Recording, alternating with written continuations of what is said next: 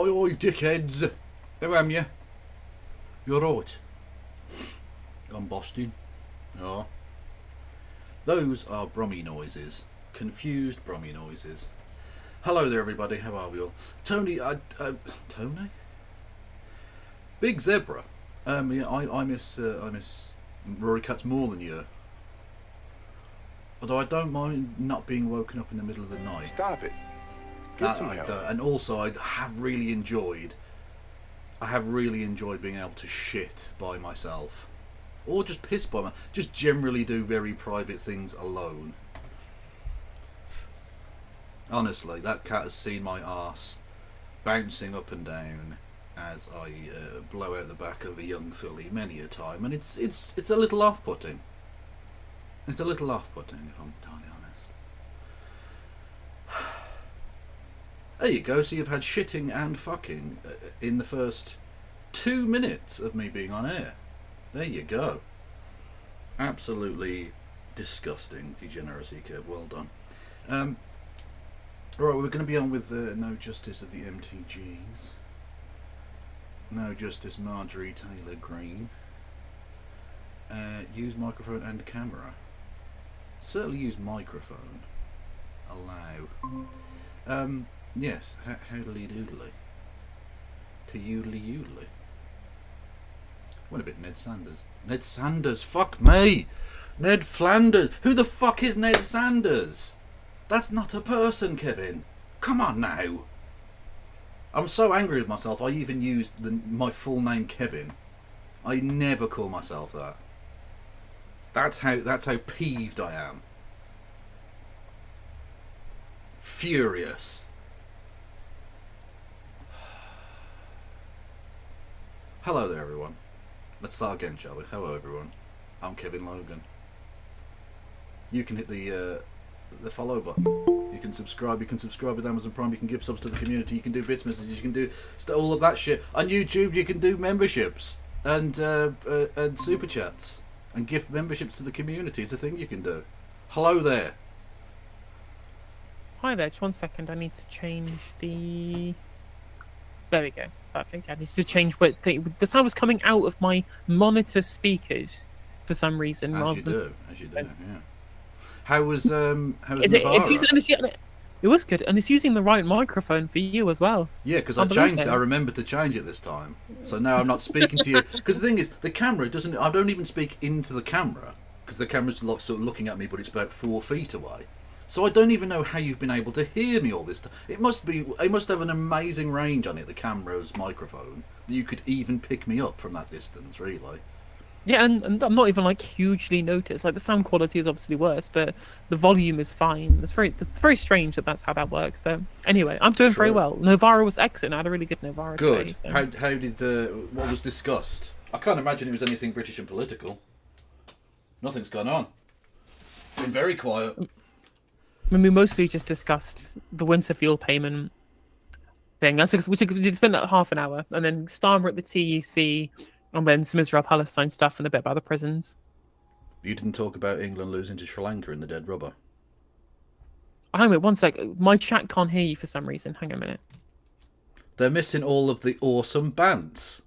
No. Yeah. You probably didn't mean it in that way, but that was a lovely put down. Yeah. There we go. For some reason, I had the wrong thing selected on my computer audio, so I was hearing the audio, but it wasn't going through the computer audio, which would then get picked up by OBS. So that was very strange. Yes, I understood some of those words. They were some of them were words. It's true. That is true. My chat are currently watching. I've got as my opening meme for the day the Tony Robinson dancing around on election day video. Oh my god, it's the cringiest thing I've ever seen in my life. I thought it was appropriate given today. Just bear in mind, chat, that Tony Robinson wanted you to vote today, vote change, vote Labour. And not only has nothing changed, but literally to the point where there's the infamous what's his name? For fuck's sake, Ian Duncan Smith beating two fists about, taking away extra money from disabled people. There was literally a Labour MP doing the double fist thing in Parliament today. They was cheering for Rachel Reeves at the PLP meeting They about were it last night. literally whooping, I believe, was the phrase used. Yes, about yeah, No, remember, according to freezing Bowler pensions. Hatman, this is going to be the most progressive parliament we've had in years. It's not an issue. It's not an issue. Not I an don't, issue. don't know what It's you're just- talking about. It's not an issue. It's not. It's fine. Freezing pensioners to death. It's not an issue. No one cares. It's fine. Yeah, lovely.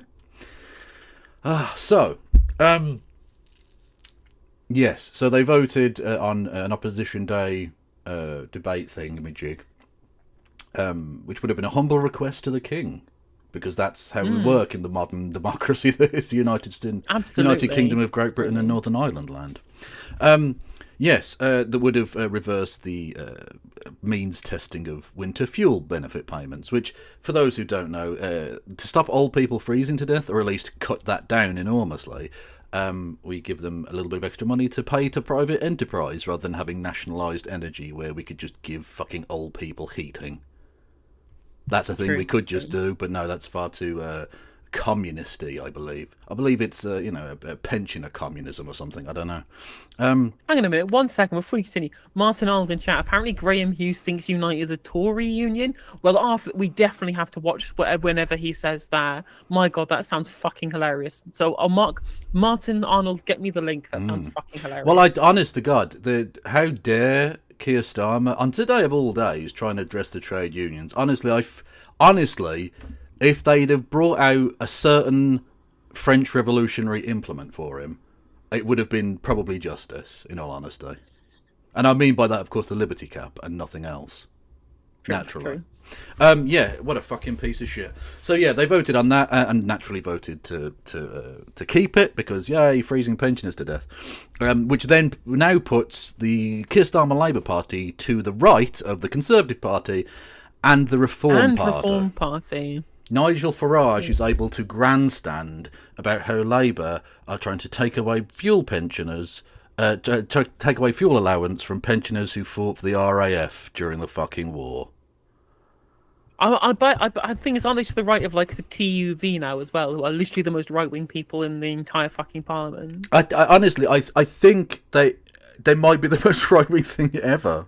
Like, it was galling to see Tories pretend to give a fuck about impoverishing the poorest and least able to defend themselves in society.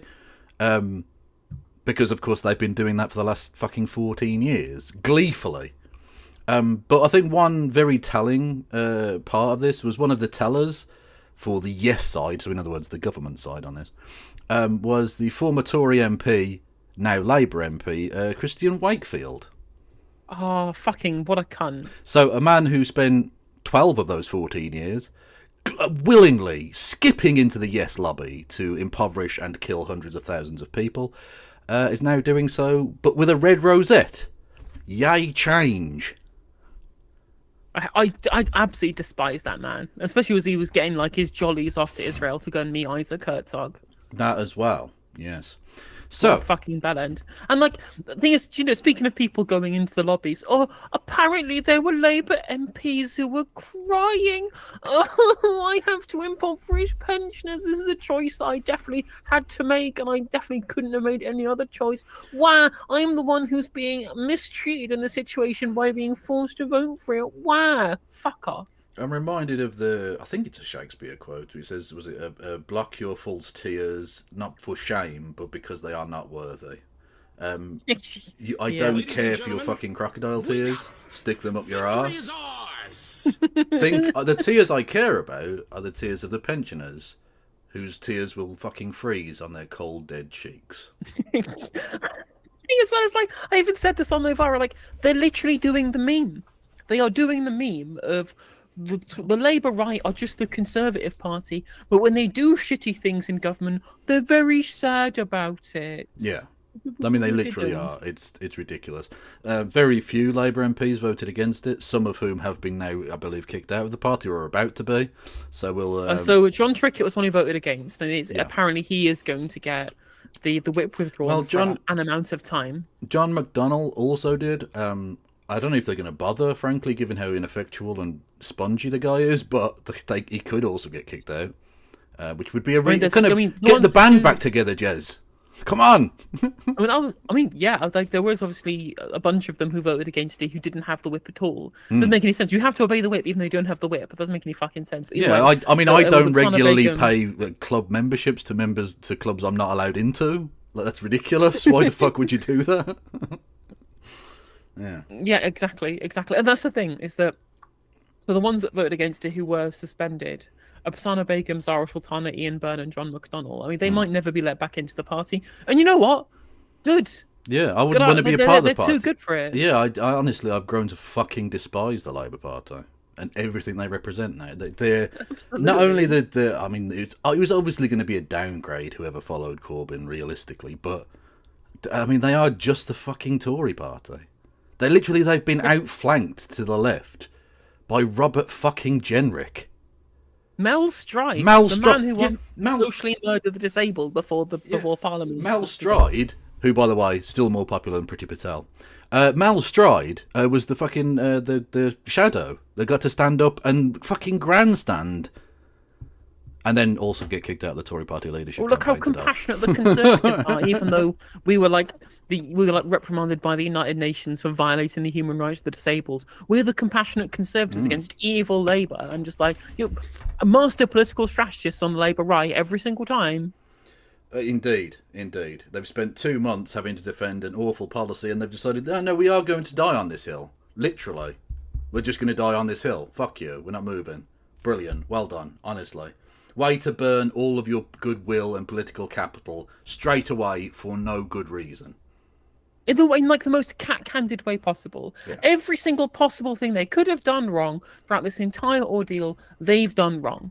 Yeah. Every single thing that could possibly have been screwed up, doing it at the same time as the pay rises, doing it just before going into parliamentary recess, the rhetoric that they're using about difficult decisions, which everybody knows isn't true because the fucking 20 billion is a bunch of nonsense. Like, honestly, it's pathetic. It's ridiculous. It really is. And I, rather than watch the parliamentary debate, because, like, who gives a fuck?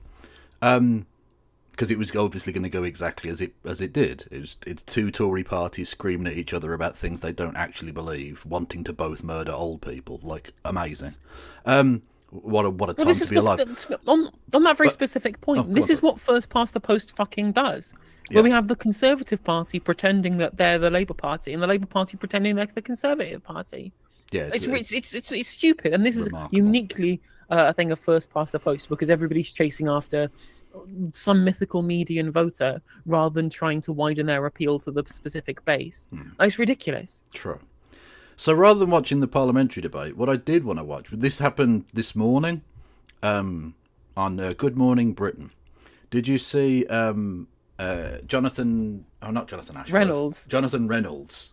Another Jonathan, I think the one that got I saw like elected. half a clip. It was very kind of Pete O'Hanrahan, but yeah, he got violated and murdered and executed all at the same time by Ed Ball's former ironic slip there, former Labour minister to the Home Secretary. Yeah.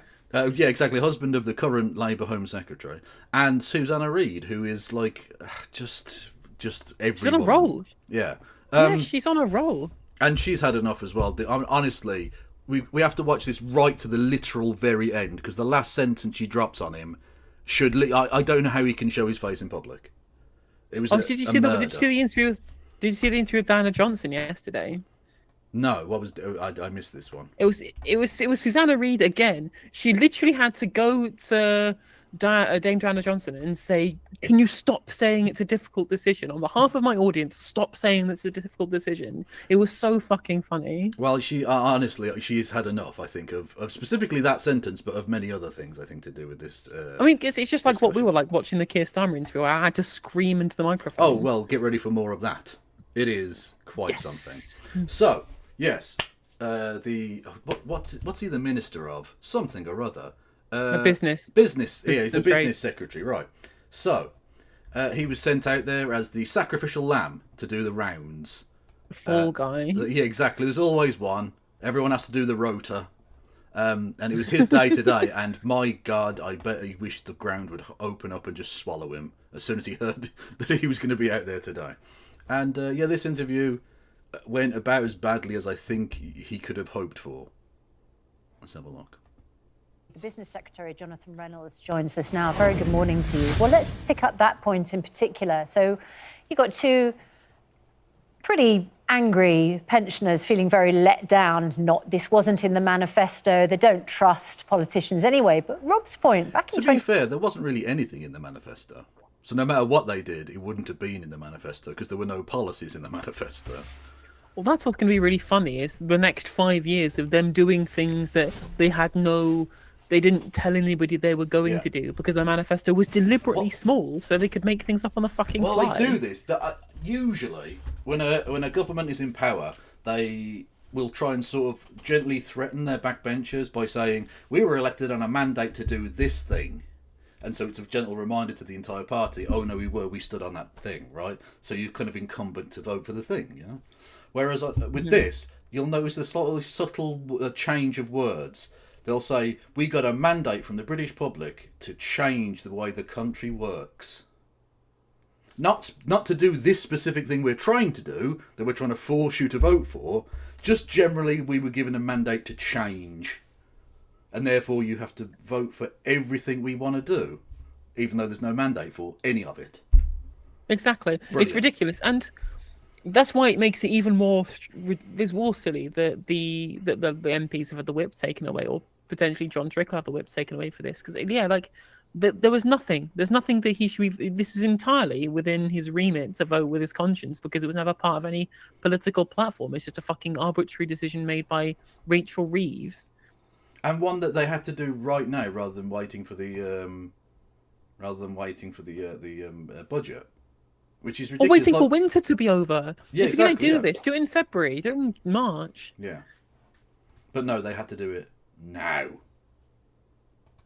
2017, when Theresa May said that this might happen, they might take away the winter fuel allowance, your own analysis suggested this could lead to 4,000 deaths. What's the new analysis since you've decided?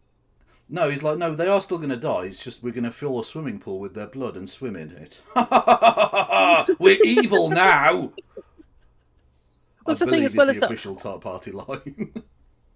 On yesterday's show as well, she was like, "Why aren't you doing a wealth tax instead? Why are you not wealth taxing to be able to do these things for everybody?" That's precisely the thing. When they say we have no choice, we have to do this. No, you had plenty of choice. I'm happy to accept that the public finances are shite. The Tories have bollocksed it right up. The 22 billion thing is a joke, and obviously everyone knows that. But the country's finances are not in great shape. But it's how you go about fixing that. Do you put the burden on those who gained enormously during the bad times? Or do you fuck over the people who have already been fucked over? And they went with the latter of those two choices. Precisely because it isn't the difficult decision. Because these people have no money, they have no power, they don't own newspapers. They don't donate to political parties. Because they've got no money to heat their houses, let alone fucking do, political chicanery. The Murdochs don't want to be taxed. So it would be difficult to tax them. That would be a difficult decision politically for them because they'd have all of those newspapers on their arse. This is a very easy decision. So stop fucking calling it a difficult decision, Labour. It isn't. You took the path of least resistance because you're cunts. Yeah, and there was even Carol Vorderman on GMB as well saying, "Oh well, what we could be doing is having a financial transaction tax or tax private equity bosses." I'm like, who the fuck do you think donates to Labour Together, who ran Keir Starmer's leadership election and now sets Labour policy? Do you think that Martin Taylor and Clive Hollock spent their money so they could get taxed more? Because if you didn't, you live in fantasy land. Indeed. Decided to make this withdrawal? Well, first of all, let me say to Rob and Elaine, this is not a decision we wanted to make, and I'll come to the reasons for that. But I would try and reassure them, and just let me explain that. First of all, this government's committed to the triple lock. So this winter, the state pension will be higher and energy bills will be lower than last year. And the triple lock means that Okay, I see what they're trying to do here. Obfuscate. Talk about another thing we're doing for pensioners. Firstly, the people you're going after, none of this matters, really. Apparently, you're only going after the rich ones, so why would this even matter? Secondly, if your plans aren't going to hurt older people, why not take it away from everyone? Why give it to anybody if it doesn't matter? And that's the thing as well, is that he says, "Oh well, the state pension is going to rise with inflation." Well, then it's not rising, then is it? In real terms, it's staying the same. It's flatlined, yes. Now that's still better than most other people's pay, unfortunately, but even so. And again, look, I don't really give a fuck if, you know, Mick Jagger gets his fucking 300 quid. It doesn't bother me, because the government shouldn't be fucking shouldn't be legislating and governing on behalf of Mick Jagger. No offence to him individually, but you get the point. A rich old person. They should be for the poorest. And those slightly above that who are still very fucking poor. And those are the people who you're trying to freeze to death. And that is, I mean, I take no umbrage whatsoever with describing it that way, because that is the fucking policy. That is the outcome of that. And you know that because your own research told you that. And yet you're going to do it anyway. Indeed. So you know what? You've got that blood on your hands. Enjoy. Yeah, and what's galling as well is that apparently the person who did the new set of research that they're not publishing until the vote has been held, because of course we can't make decisions with all of the information. We have to hide the information, so we make decisions in the dark. That's Miata Farnbale, who was originally the head of the New Economics Foundation, who I really much respected. She was really good in doing interviews with Owen Jones, to about progressive and kind of more kind of heterodox economics. And now what is she? Now what the hell is she doing? She is hiding potential death statistics from MPs in the Labour Party so they can't vote in good conscience and in good faith, because she's deliberately palming away the information. Yeah. What a humiliation. What an embarrassment she is again, as a Labour MP. Again, this is another... what's becoming apparent is that the Labour Party in government, having promised to not do austerity, are going to do austerity. And having promised to end the corruption, are going to do corruption, right? They're going to do cronyism. They're going to do pay for play. They're also going to try and undermine the role of Parliament so that the executive can get away with unbelievable corruption and shittery. We saw the shenanigans during the Brexit thing. The Tories were just well out of fucking line. Some of the shit they tried to pull with that. We saw Theresa May literally have a person who was paid not to vote on a thing she thought she was going to lose. I mean, just scummy shit to completely fuck over Parliament. And on this occasion, the ridiculous scenario of a vote onto whether to kill thousands of pensioners or not was held specifically the day before the research into it would be laid before Parliament. So what's the fucking point then? You're asking them to vote blind?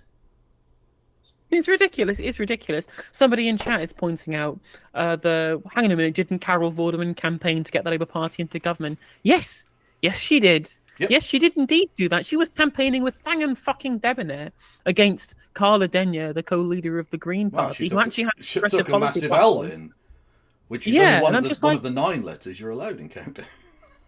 Just so many people, so many absolute rubes, so many idiots, so many like vegetable IQ people out here going, but I thought Keir Starmer was going to be more left-wing in government. I'm like, well, you're not paying any attention to literally everything that happened. Anything that happened at all throughout the entirety of Keir Starmer's premiership of the Labour Party. Are you just like, did you just wear like a constant blindfold? Do you like Super Tansky? Just, I'm really mad at the Tories. Oh, Labour and government now, Reform UK are the real enemy. Hold the powerful to fucking account. Well, of course you don't, because you're a Labour shill. You're a cuck. At least Carol Vorderman's out here being critical. She's a rube because she was brought in by the nonsense. Whereas people like Super Tansky and people like Graham Hughes and that lot, no, they're just uncritical fucking cheerleaders. Yeah. Pathetic. It is embarrassing, really. It's absolutely is embarrassing. I want Labour canvassers to come to my door. I want them to come to my door tomorrow or the next set of local elections. Go, hi, we're going from your local Labour Party and asking, do you not humiliated?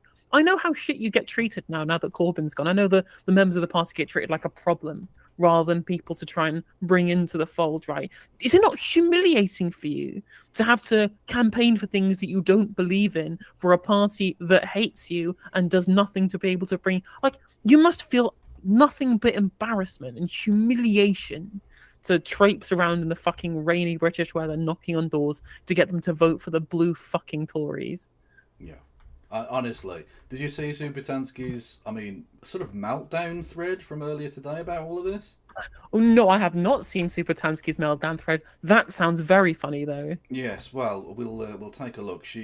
Wow, it's quite something. It's on the Nazi Hell site, obviously. Where are we? So she. Someone actually, I said, I'd like to point out, thank you, Goat and Dog, for pointing out that I said blue Tories rather than red Tories. But at this point, no, it's not just like you're pretending to be a mean girl. You are a mean girl, Katie Heron. That's it. Like, they're just blue Tories. Like, they're not even red anymore. Oh. Like I say, Christian Wakefield was one of the tellers today. It was no different than the tellers for the Tories when they were in government. So okay. I'll tell you what, there are lots of bad things that I say about Christian Wakeford, and honestly, that probably is on Wakeford. It's because I'm probably unwarranted of me, because he have said one thing that I absolutely do believe in, and that is that Labour bunch of cunts. True. So he said that in a WhatsApp message before defecting. He did indeed. So Supertansky says this posted in 2023 happened for years under the Tories. Yet you've got the fucking gall to criticise Labour means testing in an effort to claw back the billions that the Tory government pissed up the wall. Not a fan of the removal, but the hypocrisy of it. Okay. Have you considered it's bad when they both do it? I know. No. Everyone is problematic. I win the discourse. Fine. Well, that's what they're doing with the corruption stuff, right? Well, the Tories did it. Yeah, but you said that was bad and you were going to stop it. And you're just doing the same thing. Old people had to ride the bus to keep warm. Hundreds of thousands died due to their ideological austerity. I mean, just drink it in. What are the Labour Party doing then? How is this different? Tan. To be clear, means testing should ensure the vulnerable that actually need it to be covered, just ensuring the Tory legacy isn't forgotten amongst the bullshit. This is happening as recent as 2022 under the former Tory government. Babies' lungs weren't developing properly in freezing houses as UC was cut, blah, blah, blah. And she carries on. As we suffered skyrocketing bills, Mogg was receiving donations from Oddie, a British hedge funder who profited from Russia's invading Ukraine, which exacerbated the energy crisis due to the Tories, blah, blah, blah. I have a catalogue of the ways the last Tory government starved and froze the poor by giving to the rich, like reverse Robin Hoods. Again, Tansky. It's happening now. I spent over 4 years documenting all of it for them to pretend that they were saints and they pissed billions up the wall. I don't want Labour to take away the allowance for the poorest, but I'm not against means testing generally. A good proportion of the older people spent it on the other things. For the poorest, pension credits should be claimed and a threshold of blah, blah, blah increased.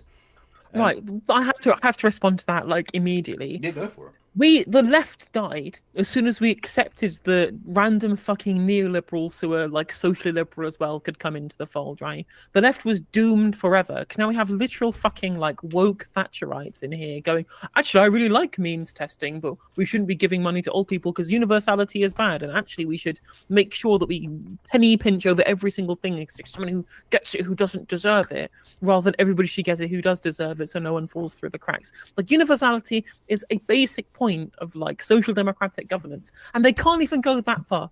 They're too busy like bum licking Rachel Reeves to bother actually critiquing that maybe she's wrong and she is more right wing, but they don't care. Now there is no I'm rushing through it is because there's a lot. Like, yeah, this was posted over the course of a couple of hours. Like she blimey. Yeah, she was having it's been a rough day.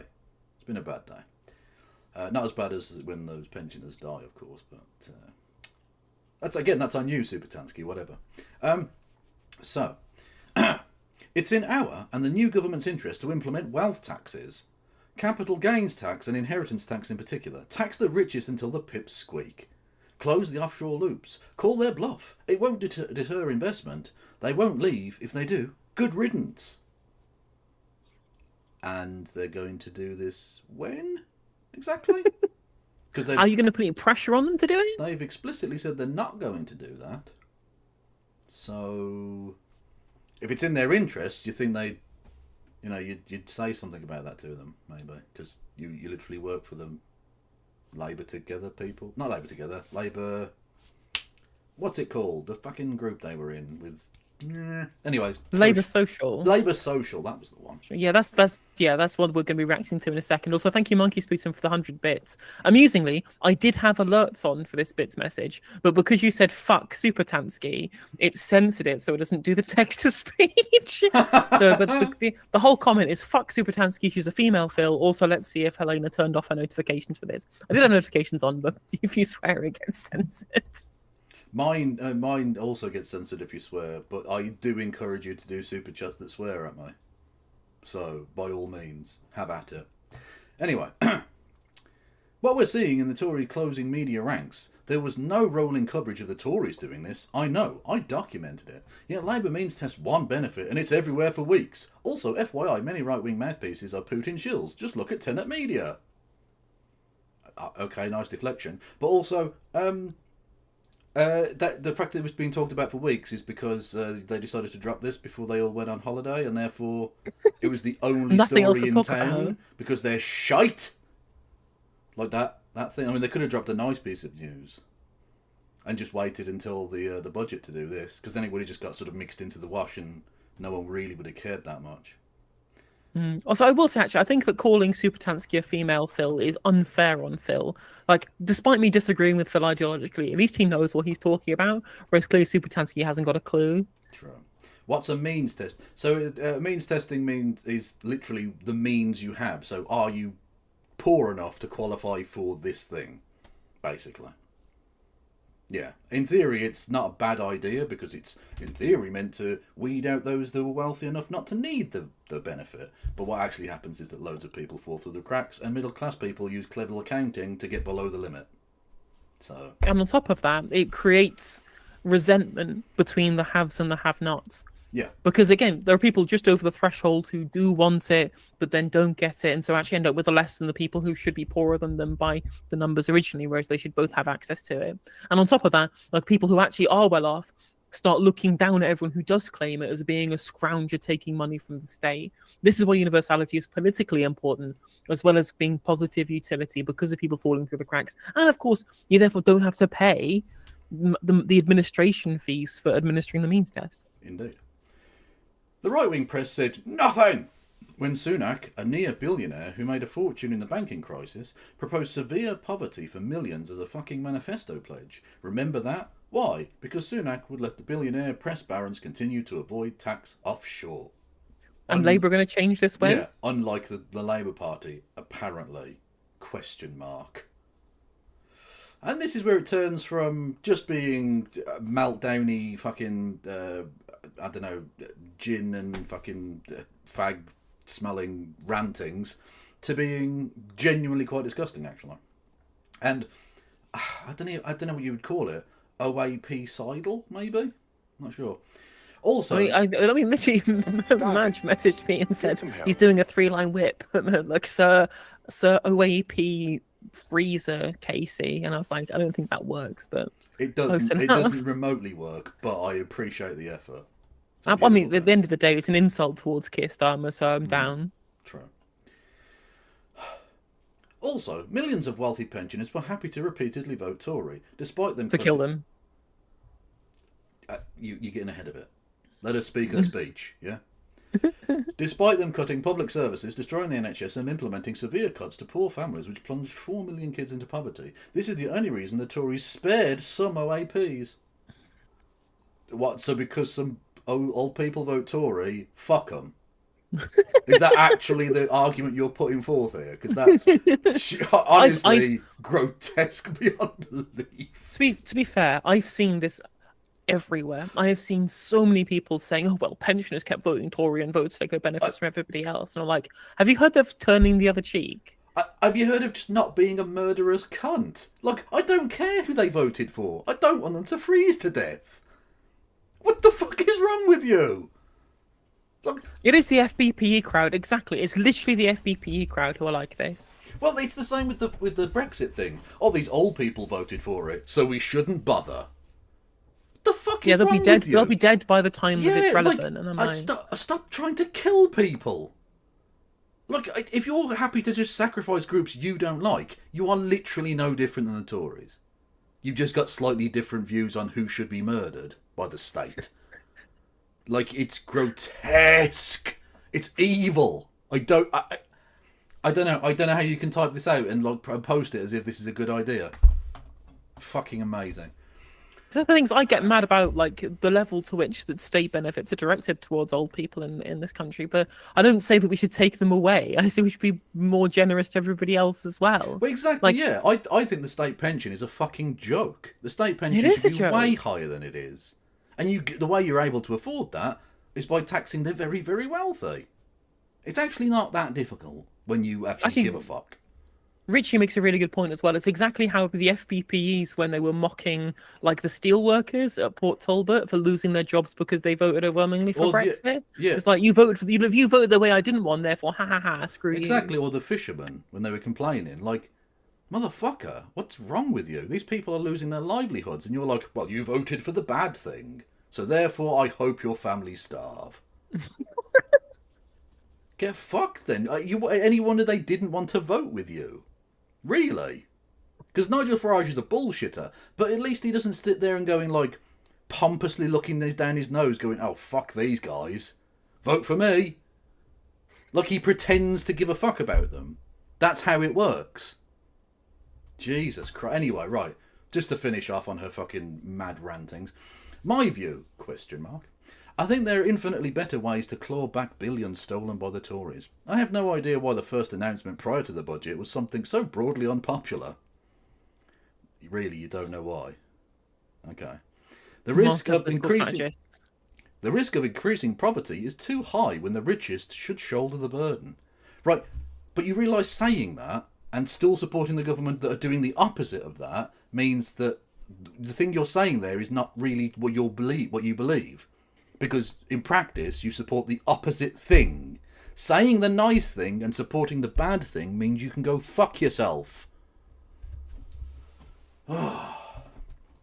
Honestly, I just blew my mind.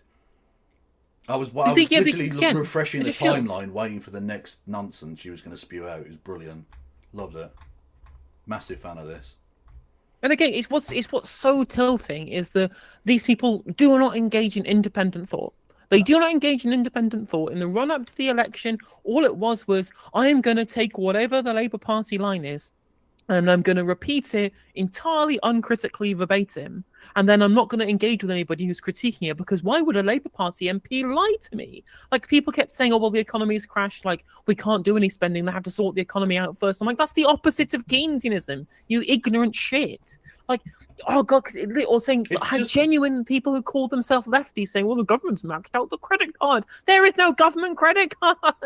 No, it's just a mass, it's just a mass wallet inspection. It is indeed. It's a stadium of people having their wallets inspected and going, oh no, I appear to have lost my wallet. Oh no. This is why I called Supertansky a political lightweight. True. Senicide, also known as geronticide, is the practice of killing the elderly. This killing of the elderly can be characterized by both active and passive methods as senio-euthanasia or altruistic self-sacrifice. Okay, that's a very weird thing, but thank you, non-binary. I appreciate the definition there. Cashback says we need more transparency on how many pensioners are not still able to claim but aren't well enough that £300 extra won't make a real difference to their fuel bills. Love to see that data. There are 800,000 people, according to Martin Lewis, who haven't claimed pension credit, who are eligible for pension credit. Exactly, and those are the people who do qualify. So there are probably another similar number, one would imagine, just above it, who don't necessarily qualify, but for whom losing this amount of money is not something they can afford to have happen. Because it's something of a false economy anyway, when they say, like, a quarter of pensioners are millionaires. Yeah, to a degree, like, if they sell their house, but they're not going to and can't realistically do that anyway. So in theory, they have assets of X amount of money, but they don't really. In terms of disposable income, they don't have a lot at all, many of them. Now, pensioners are richer than the average person in society. I'm not going down that line with it. But there are a lot of people for whom losing this amount of money is going to make a massive difference. And some of them will choose not to heat their housing, thinking they're young enough that they can still take it. And they will get that wrong. Yeah. And things as well is that if these 800,000 people who aren't claiming pension credit now then start claiming pension credit, like, they're going to get the winter fuel payment. So that's going to be, another $500 million or whatever it is. So, okay, you've immediately just undone half of what you were saving by getting rid of it or means testing it out regardless. And then they're also going to be getting pension credit on top of that. So it's not even going to be a good policy for balancing the books if they try and incentivize people to go and claim the pension credit they're eligible for. True. Now, who also doesn't have any money? You and me. True. And you can change that, chat, if you wanted to, by subscribing or gifting subs to the community, or indeed by subscribing with Amazon Prime. You can do bits messages. You can also, we both got Patreon, which is a thing you can do. If you're on YouTube, hello there, YouTube. As well as, obviously, smashing the like button and dropping an atomic bomb on the subscribe button, or whatever. I don't know. You can also you can become a member for as little as 99 pence. It's cheaper than a kind of red stripe. And you can gift memberships as well. You can gift memberships, and you can do super chatty chats, which we'll read out, She especially is if it's paying very Elon money rude. for a blue tick. Yeah. I will give her a blue rosette for free Absolutely, and absolutely. Yeah, Kieran says, thank you for the bits, by the way. She is paying Elon for a blue tick. I will give her a blue rosette for free and Kev some bits. Well, thank you. I appreciate that. Very true, very true. She is an $8 wanker. That is true. Embarrassing. James O'Brien thinks that the Labour winter fuel policy is a brilliant Starmer 5D chess move, kept bullying his callers into thinking the same. Oh, God, why was... Really? I should have been awake to try and call into James O'Brien and put him in his place. no. That's the ultimate moment. Has The anyone ultimate got a moment link to for fucking that? humiliate That's him. amazing. Yeah, we're still half of this Jonathan Reynolds thing. True. We'll have to try. Yeah, look. I mean, we're bad enough on our own, individually, in terms of pause Andying, but together, it becomes intolerable. A 10-minute clip That's your becomes stream. a 6-hour fucking stream. It's ridiculous. That's your Share share of you nas- said, by the way. Oh, fucking anus. I always do that. Do you want to? Should we just go back to the start of this Jonathan Reynolds thing? Is that to I save can't even. I can't. Is that to I save can't you remember where we editing? were. I mean, partly, but also it's just I can't remember what's been discussed in this interview so far. Pretty much fuck all. Hang on, where is that? There we go. Right. Only in their cold homes. Let's put that to the government. Thank you both very much indeed. The Business Secretary, Jonathan Reynolds, joins us now. Very good morning to you. Well, let's pick up that point in particular. So you've got two pretty angry pensioners feeling very let down. This wasn't in the manifesto. They don't trust politicians anyway. But Rob's point, back in 2017, when Theresa May said... Oh, shit. Quite chilly. Fuck. Hang on a minute. I'll refresh. We'll start again. Apologies, everyone. More than half of pensioners say they'll heat their Is it homes. just me, or is the voice and the mouth out of sync? That's just how Ed Balls talks, because he's a Probably. robot in a human suit. True, well, that is true. The Business Secretary, Jonathan Reynolds, joins us now. Very good morning to you. Well, let's pick up that point in particular. So you've got two pretty angry pensioners feeling very let down. This wasn't in the manifesto. They don't trust politicians anyway. But Rob's point, back in 2017, when Theresa May said that this might happen, they might take away the winter fuel allowance, your own analysis suggested this could lead to 4,000 deaths. What's the new analysis since you've decided to make this withdrawal? Well, first of all, let me say to Rob and Elaine, this is not a decision we wanted to make, and I'll come to the reasons for that. But I would try and reassure them, and just let me explain that. First of all, this government's committed to the triple lock. So this winter, the state pension will be higher and energy bills will be lower than last year. And the triple lock means that a higher share of national income every year. Okay, so why give the winter fuel allowance to anyone? If you're doing other things that are going to more than make up for it, and therefore everyone's going to be super dandy and awesome and cool, why are you only removing it from some people? Like, the poor, shouldn't the poorest be super, super rich now because you've made it all fantastic and wonderful? Oh, no, you know that the not quite poorest but still very poor people are going to get fucked over, and you don't care. Exactly. Will go to pensioners so that they are protected throughout the life of this parliament. On which And they are alongside likely that- to pay tax. Well, you don't pay tax on your pension contributions for your private pension. You pay it when you receive your pension. The threshold, I know what you're referring to, is frozen by the previous government. That's You'll have to right. wait So till more, the budget. So more pensioners are being drawn into tax. Well, you have to wait till the budget to receive the information about that. The new state pension is £11,500. So with substantial rises, it might get close to that £12,500 That's right. figure. But that will be in the latter part of this parliament, not in the immediate term. You'd expect, I think, the triple lock to mean the state pension, having risen £900 this year, would go up by about £400 next year. So, yes, by the end of the parliament, that would have to be addressed. I recognise that. Alongside that, there is a significant cohort of people who will still get the the winter fuel payment. That's 1.3 million. And you also mentioned, I think, in your introduction, a big cohort of people who would be entitled not just to it, but to pension credit as well, who don't get it. We are driving up the take-up of that, so the most vulnerable people do get it. There's actually been a huge increase in pension credit But that applications doesn't in include the last... Rob or Elaine we've just heard from. Yes, but I recognise exactly what Rob and Elaine are saying, which is where you target resources on the most vulnerable people. There's always a cliff edge. There's always someone who will just miss out. I do find that an unfortunate... Rob is not putting his heating on at... Okay, but like, that's the point. That's why universality is important.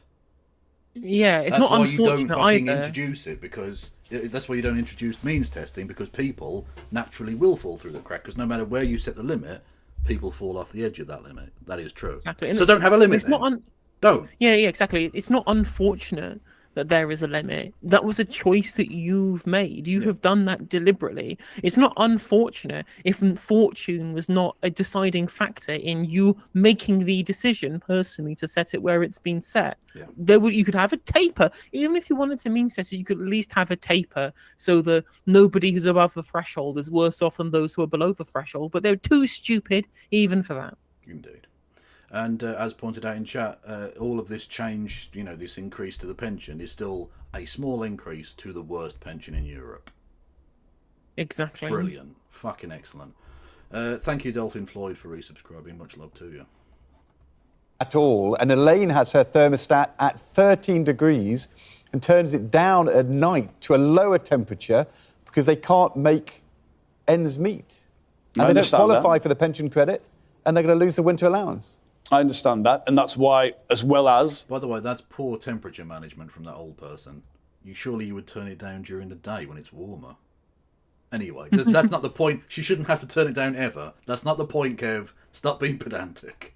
that targeted support. There is the household support fund that allows a discretionary element for people who exactly in that position, Ed, are people who are vulnerable but aren't eligible for what is already there by right in terms of pension credit and winter fuel payments. And as well as that, you have things like warm homes discount. But this is a difficult decision. Look, I didn't want to have to be involved in this. I didn't want to have to make this. Difficult decision count? Number one.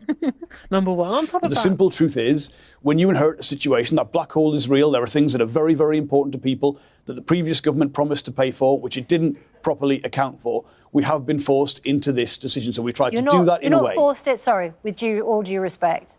You can make any decision you like. No one has forced you into cutting money for pensioners at the... Honestly, there's a real mummy vibe coming. And I appreciate that. I mean, I'm getting the I'm not angry, I'm just disappointed, like school teachers vibes There from is, her. yeah, like disciplining a child. No, Jonathan, no. No one forced you to do this. You take credit for your own decisions, okay? Exactly. And what's crazy as well is he said there, well, we're going to have these discretionary payments for people who are still vulnerable but don't qualify for pension credit. I'm like, okay, so you're going to spend a bunch of money having to administer this system for people to have to apply, and all the people who are going to do the judging of whether you actually qualify to be counting as being vulnerable to deserve the extra payments. Just make it universal and you save all of this money. What are you doing? cut-off point of around £11,400. Literally no one has forced you into that decision. That's a political decision your government has made. And there are millions of pensioners wondering why you've pointed the finger at them and said you're the ones with the broadest shoulders. Well, because when you inherit, and we've seen in the past, frankly, governments that have been Conservative governments not responsible with the public finances. Not talking about the Conservative government, we're talking about a Labour... Exactly, this is going to be... honestly, journalists need to keep this in mind and keep this energy going for the entirety. Stop mentioning the Tories. What are you doing? Yeah, we realise the Tories are shit, that's why we voted them out. That's why they're an embarrassment and a joke and no one cares about them. And they're going to die alone, she was... you know?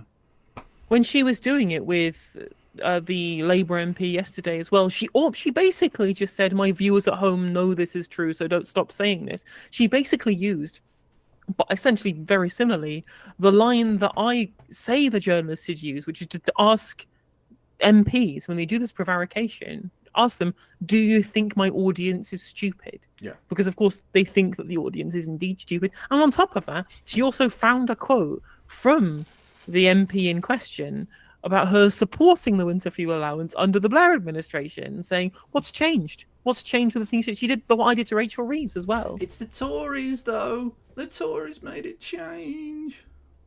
Or something. Also, yeah, Rohak, true. Like, even with a bullshit household budget analogy, sorry, but the household budget doesn't allow us to feed grandma, so we're going to let her starve. Sorry, kids. Rohak, you jumping between chats. You chat slot. I'm onto you. It's true. The I'm government, talking about which the has contrast that always exists. No. tried to do the best, it says, for those on the lowest incomes, but it set the cut-off point at £11,400 or thereabouts, because that's the eligibility. Which, under by that. the way, is fucking nothing. Like, nothing. You can't live on that at all. That's ridiculous. Anyway, I mean, the way that everyone gets treated is bad. Rate for pension credit. Now, the original question was, as Rob raised, you had made an analysis back in 2017 when you said to Theresa May's government, it's outrageous that you're considering withdrawing the winter fuel allowance, and that 4,000 pensioners would die as a direct consequence. So I'm asking, when you made this choice to withdraw the winter fuel allowance, what is your new analysis and how many deaths have you decided will result? That's a brutal question. It How is many brutal. old people have you decided it's okay to kill? Well, this is what we should have been talking to the Tories about for the last 14 years, but, you know, better late than never. Exactly. On yesterday's show as well, she even name-dropped John McDonnell when she brought this up, saying in 2017 Labour opposed the same thing that's been happening now when John McDonnell was Shadow Chancellor, and I'm just like, is she secretly a Corbynite now? Is she one of us? Based. No one should die of the cold at any level in the United Kingdom this winter. And the difference between the situation today that we're presiding over and those 2017 figures that you mentioned are those different policies to try as best as possible to protect vulnerable people. So that's driving up pension credit. That's making sure people who get pension credit also get winter fuel payments. It's the commitment to the triple lock. It's the extension of the household support fund that's worth just under £500 million administered by local areas. It's keeping the warm homes discount. But I would say again, we've seen in the past irresponsibility. It is very difficult. The first line of that Labour manifesto was about people trusting us with the public finances, saying they could do so. I don't want to be in a position where you've got to make a decision like this. But when you have that kind of black hole, where you haven't had the most basic elements of government being adhered to by what you have inherited this situation from, you are in a position where you've got to make difficult decisions. And it is unfortunate, and it is difficult. The problem is, and this is what our viewers don't understand, even if they accept there was a black hole, even if it was 22 billion, even if you had to make immediate decisions, when you say, you said this earlier on an interview on another channel, that we had no choice but to do this, you did have a choice. You could have decided to take the money from another public service or from a tax or from the richest, and you made a choice to take away the winter fuel allowance from middle and lower income pensioners. That was a choice. And what they don't understand is, why would a Labour government choose to take money from pensioners, including poorer pensioners, when you could have closed the gap elsewhere? Why this choice? Fucking hell, they're so far right now. Ed Balls gets to come across like some sort of fucking revolutionary. Yeah, the man who backed austerity as Shadow Chancellor in 2015, now attacking Labour from the left. The Labour Party that he is wedded to the Home Secretary of. Yeah, exactly. Which, by the way, that still shouldn't be a thing. I'm sorry, he shouldn't be in this position. He's got a clear and obvious conflict of interest, even though he's doing a reasonable job here of asking the right question, I guess. Like, he still has a conflict of interest and shouldn't be doing these conversations. In the exact same way that Tory MPs interviewing Tory MPs on a supposed news channel is ridiculous. Anyway, that's on a different channel, but you get the idea. Because it doesn't seem fair. Any of the choices in that position would be difficult. There's no point pretending there's an easy way to correct the damage. Why did you choose this one? Of the last few years. Because we have a situation in place. We have a situation in place where we have tax or inheritance tax or income tax or something else. Why choose pensioners? Well, taxes are already high in this country, and not on the wealthiest. Not on businesses. And in general, no. On, like in on general, businesses. Well, I mean, I agree actually that I think taxes on the lower end of society, economically speaking, are too high. But that's because the taxes on businesses are fucking embarrassing. Why aren't the wealthiest paying even the same amount of tax as the poor? Exactly. And the thing is, as well, is that in terms of the overall tax burden in this country, right, you can have different discussions over where that burden should fall. And I agree with you, the wealthiest should pay more than they're currently paying, and the poor should be paying less than they're currently paying. But even then, even if you just count it on aggregate, it's only like 37% of GDP. We're like 4 or 5% in terms of overall tax burden, behind a load of mainstream European countries who have better public services than we do. Norway, Finland, Denmark, Sweden, France, Germany, Greece, Italy. They all have higher tax burdens than we do. It's not unreasonable to make the point that's been made a load of times that we can't expect to have American levels of taxation at the same time as having European levels of public service provision. We have to actually fundamentally, as well as taxing the rich, have an honest conversation about the fact that, well, the rich should be contributing more, but actually maybe there are plenty of people who should be contributing on middle incomes as well. Immediate savings that were announced, that was £5.5 billion. This contributes to about a third of that. There are still big challenges for the budget. Let's not sit here and pretend there's an easy way to correct the kind of damage that exists in the past. I'm We not can easily hear pretending that. Ed talking about I'm not saying a it's easy. different element. I'm just asking you why you chose this measure. Why pensioners rather than working people or the richest or business or another public service? People don't understand why pensioners. I think we have a situation in place, difficult as this is, where that commitment to the triple lock means that pensions will rise throughout this Parliament. In real terms, pensions will be better off this year, next year, the year after that, So you've alongside keeping that decided targeted that support. He hasn't answered a single question so far. Not one. A real Keir Starmer mould, isn't he? It really is amazing. pensioners are the ones who can afford it. I'm saying there's difficult decisions across the board. This wasn't the only decision that was announced. It is one of the more difficult ones. But people saying, oh, there's some easy way you can correct the damage of low growth, high tax over the last 14 years. There's an easy way to. I'm afraid it's not the case. And what people want is honesty. He's even buying into the foundation. rhetoric. Yeah. The high tax equals low growth. We have grown less than all of those countries I just described earlier who have higher taxes than we do. Norway have grown like a whole 3 percentage points higher than we have, and they have one of the highest tax burdens in Europe.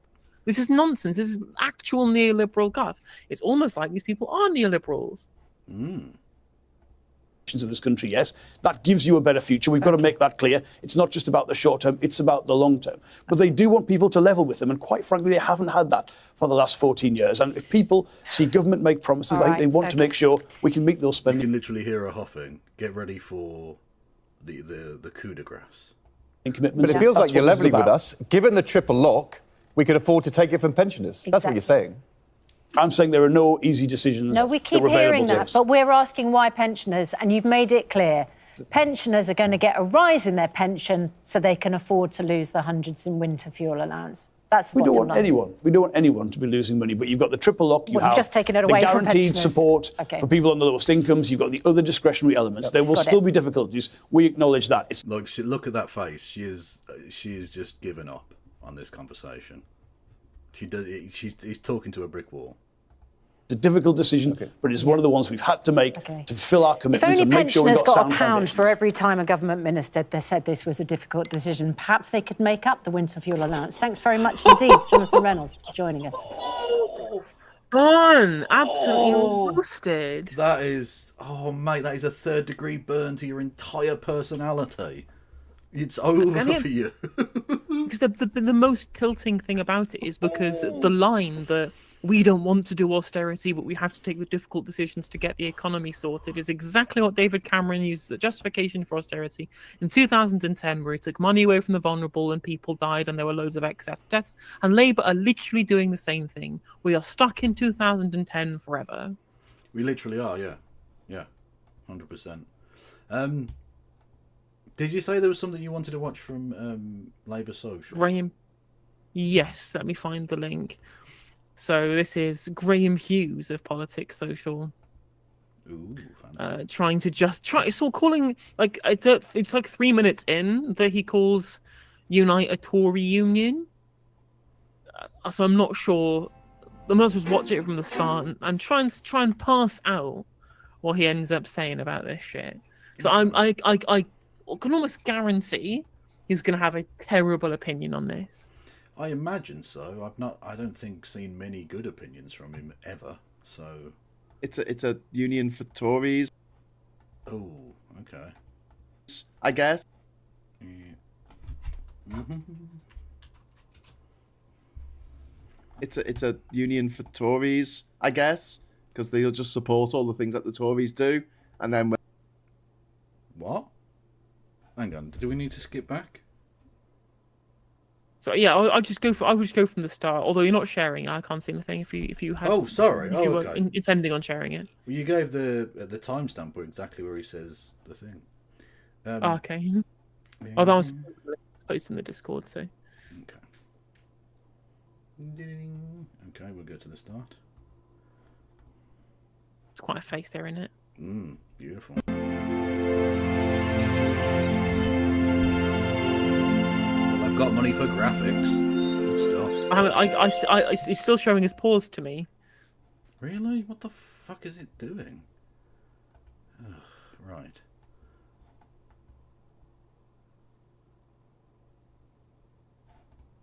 Yeah, why is it doing that? What? That doesn't make any sense.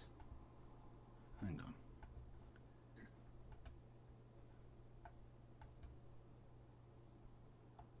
Right, there we go. There we go. Fucking hell, why did it do that?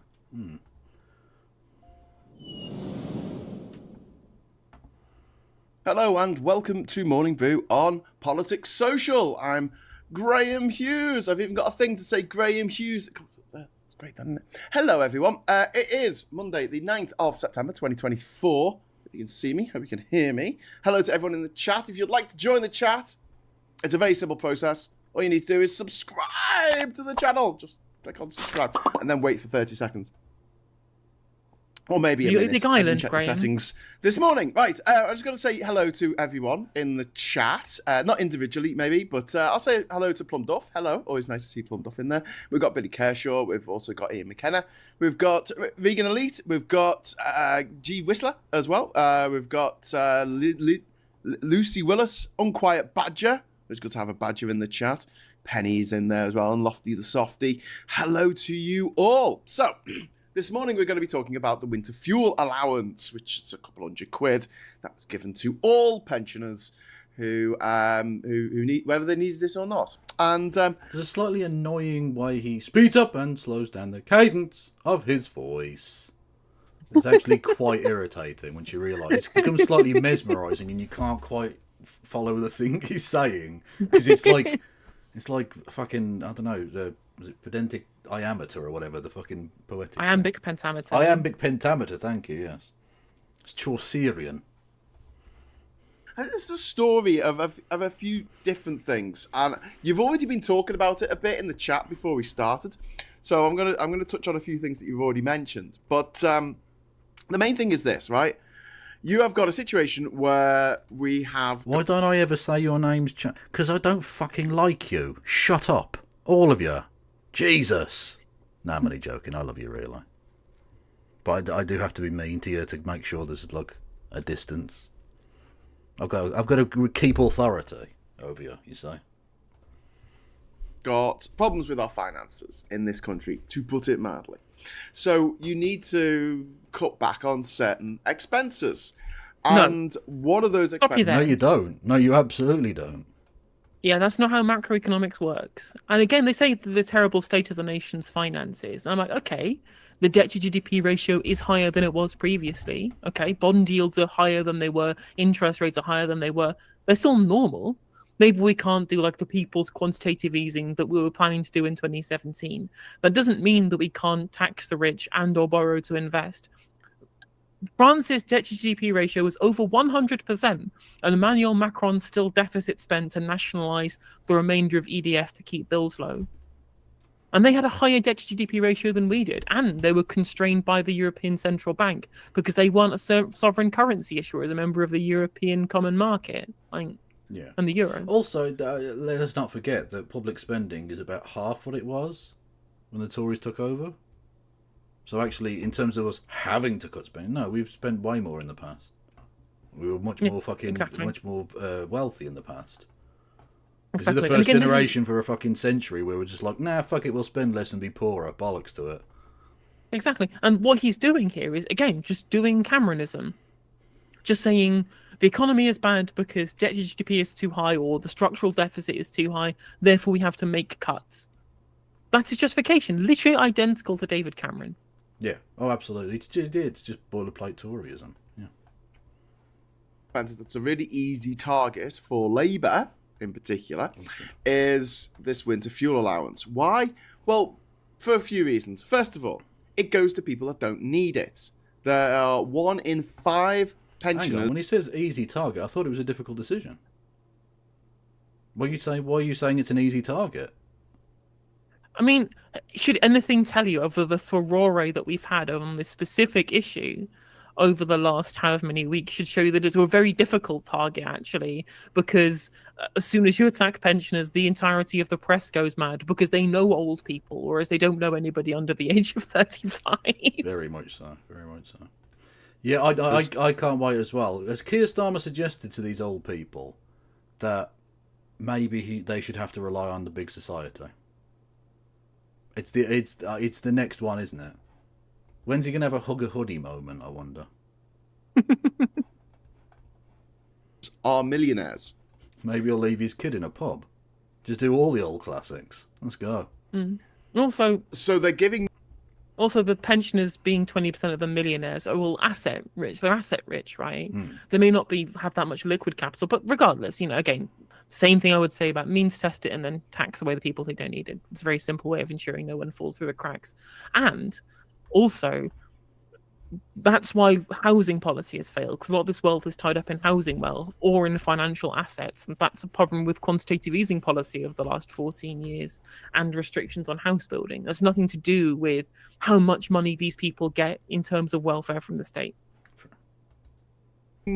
Free money from the taxpayer to millionaires who definitely do not need that money. So to a certain extent, I think we should all agree that it should be means tested. Like, those who need it get it. Those who No, we don't agree it should be means tested. Again, would you want to why are these Thatcherites? Why are these Thatcherites pretending that they're on the left?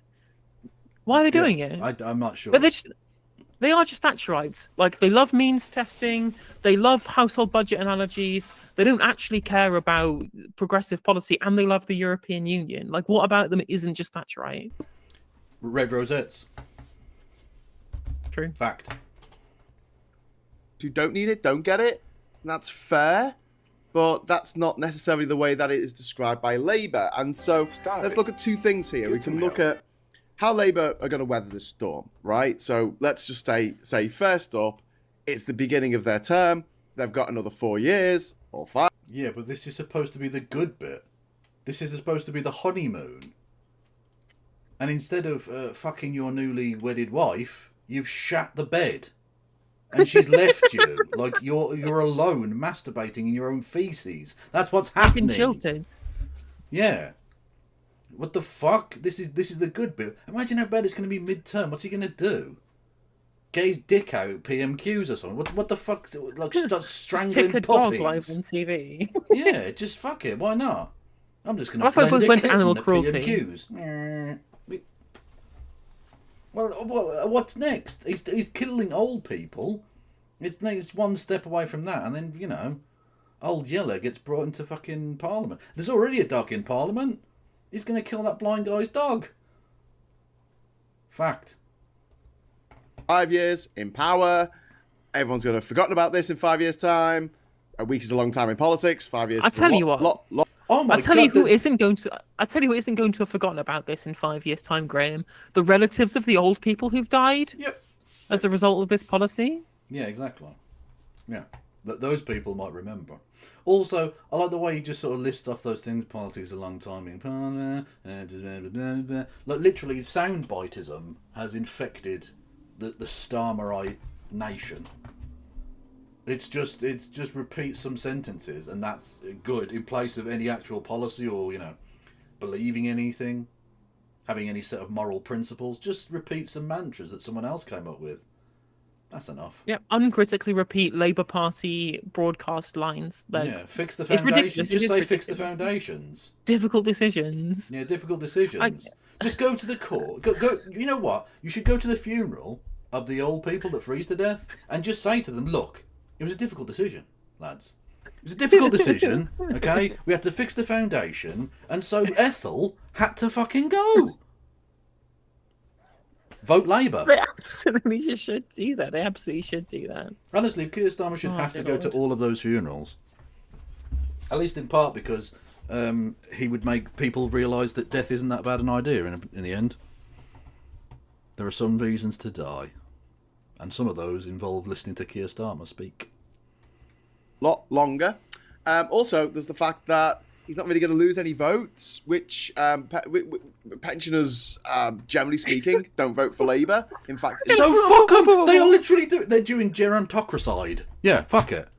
Like they literally just well, the old people vote Tory, so just it's okay for them to die. And on top of that, his approval rating has dropped 32 points because of this. 32 points. It's now his lowest approval rating ever, and because most people know old people, there are very few people who have never.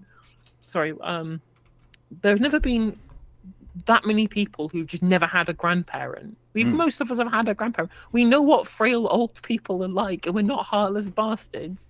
True.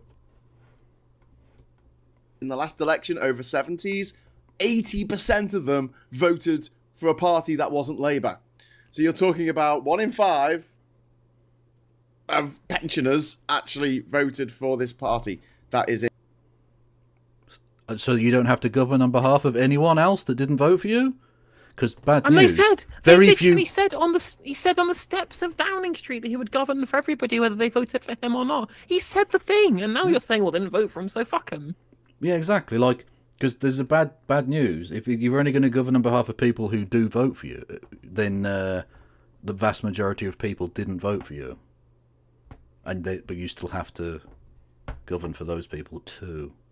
And I'm going to have to say it. We're talk about the number of people who voted for Labour under Keir Starmer. I'm going to have to point out fewer people voted for them than voted for Jeremy Corbyn. I apologise for that Hitlerism. I'm sorry. In power. So I know that governments are supposed to represent all the people, but in terms of being punished politically, I don't think there's much that pensioners can do. Again, they can't go on strike. So, okay, that's not going to work. Right. So they don't vote for us, so they can freeze to death. Fuck them. They have no effective way of fighting back, so it's basically like punching a child. Is this the actual defence you're going with? They're easy to bully. You're not winning me round, chap. I'll be honest with you. That's not very convincing to anyone other than sadists. Just saying. Unite the unions getting on board, saying, "Oh, this is disgraceful. This is a disgrace," which is a bit weird because you'll think they would be more busy representing people who work rather than people. They did. They just fucked Keir Starmer over by getting massive pay rises for their workers, actually. So they literally did just do their job, but they can also opine on things that aren't necessarily directly in their purview because they're private citizens as well. And it's also very funny to me as well that, of course, the fucking shit lib cannot grasp the concept of solidarity. Yeah, exactly. Yeah. Amazing shit. And there maybe is somebody really important like Sharon Graham, who, whilst of course being an elected union leader, is there fundamentally to represent the workers who elected her. She is also somebody who is a very important part, or should be, a very important part of how the Labour Party sets policy as an affiliated trade union. That's why they have a political fund they have to keep applying to every year under law, so that they can have access to the National Policy Forum to help the Labour leadership set policy. Of course, they didn't do that because Starmer was too busy getting hand shandies from the TUBI and from Labour together to do their policy for them instead and ignore the unions, so the unions walked out. But that means that she should have had the handle on broad policy, or at least have an input into broad policy, regardless whether it affects her members specifically. Yeah. I mean, literally, without the money from the unions, the Labour Party ceases to operate. It isn't a going concern. And as Martin points out in chat, there are Unite members who are also unemployed and retired. You can be a Solidarity member of the trade union. Yeah, there are retired branches in the country. Yeah, there are retired branches. Yeah, and honestly, again, this is why it's easy, because I mean, he's sort of pointing it out here. It's difficult to organise elderly people, and so like it's easy enough to get a rally going for like Palestine, because people who generally tend to support that sort of thing are young, generally upwardly mobile people who are comfortable, doing marches and shit. Whereas elderly people are often sort of either housebound or don't want to travel or they're fucking sick or whatever. So getting, a march together would be pretty difficult. But I hope something happens over this, because this is grotesque. There's no other word to describe it. It's fucking evil. It is awful. It's awful. Yeah. Somebody points out in chat that he's stupid and just repeats what Phil says. The irony is he's not repeating what Phil said in this instance. I watched Phil's video about this, and Phil was explicit in saying, I would rather than people got the payments that they didn't actually need than anybody who needed the payments didn't get them. Exactly. And like that is the principle of universality that we all subscribe to. And Graham can't even get that far. I don't care if Alan Sugar gets the money, as long as old Dave down the road gets his fucking money, because he needs it. Yeah, because we just tax Alan Sugar and tax him for his property wealth. Exactly. And trebuchet tax. It's not going to pay for itself, Al. Come on now, you want to avoid going in there? You know what I'm saying? Yeah, the archipelago isn't going to fund itself. True. Thank you. Where would our Gulag archipelago be? Isle of Sheppey? Yeah, probably. Or, just for the comic effect, the Silly Isles. God, I'm clever. Does anyone use Anglesey? I don't think so. Just to annoy all the Welsh. Anyway, thank you, Satnav, for a donation. Karma +1. Well, that's an interesting message. I really don't know what to do with that, but thank you. Well, thank you, Monkey Speaking, for the gifted sub, Chris for the 5 memberships, and Satnav for the 10 memberships. Nice. Who don't work anymore, but there you go. That's Unite the Union for you, the one that supported Brexit. So essentially, it's a Tory union. It's Oh, because of Brexit. Did they actually support Brexit? I don't think they did. The RMT supported Brexit. I'm not sure about Unite the Union, but even then, like, the fact that this guy, again, politics started in 2016, because before 2016, he was having loads of fun gallivanting across the world, seeing all these different countries, like the cosseted little person that he is. And then as soon as Brexit happened, no, I might have to get a visa to travel to Europe. No, politics now affects me. And then suddenly he's like, well, the Tories support Brexit, so they're bad. So was he trying to say that Harold Wilson was a Tory for not supporting the European Common Markets Act? Hang on. UK trade union leaders call on the 6 million members to vote Remain. General secretaries of Unite, Unison, GMB and USDOR warn leaving the EU would allow a Tory government to dismantle workers' rights. So he's wrong. He's actually just completely fucking wrong. They didn't support Brexit at all. I think what he might be referring to is Len McCluskey, the then leader of that trade union, who I've met actually, and he's a lovely man, said that he was against the second referendum because the vote had happened. And as a supporter of democracy, you should, deal with the will of the people, even if you don't like it, and then go from there. Which is a perfectly reasonable position. It's not pro-Brexit, it's pro-democracy. Yeah, it's exactly why I didn't want the second referendum. I didn't want the second referendum policy because we had voted to leave, and we should get this sorted without prevaricating and going through the whole mess all over again and pissing off huge sections of the electorate who thought, the referendum had happened and we had committed to carrying out the result of said referendum. Yet, of course, actually Unite, as you say, as you just said earlier, you see all of them wanted people to vote for Remain. Yep. That's because he's just wrong. He's wrong on 2 counts. He's wrong that Unite backed Brexit when they didn't, and he's also wrong that backing Brexit makes you a conservative when the people who brought us into the European Union were the fucking Conservative Party. Yeah. It's bizarre, isn't it? Margaret Thatcher was massively pro-EU, was one of the key figures. In fact, her campaigning, much in the same way, she was a kind of Ruth Davidson of the 70s, but not gay. Very not gay. Her campaigning to join the European Union was one of the things that catapulted her to sort of stardom in the Tory party and led to her leadership campaign a couple of years later. An old fact that people seem to forget very conveniently in conservative circles. Now that you get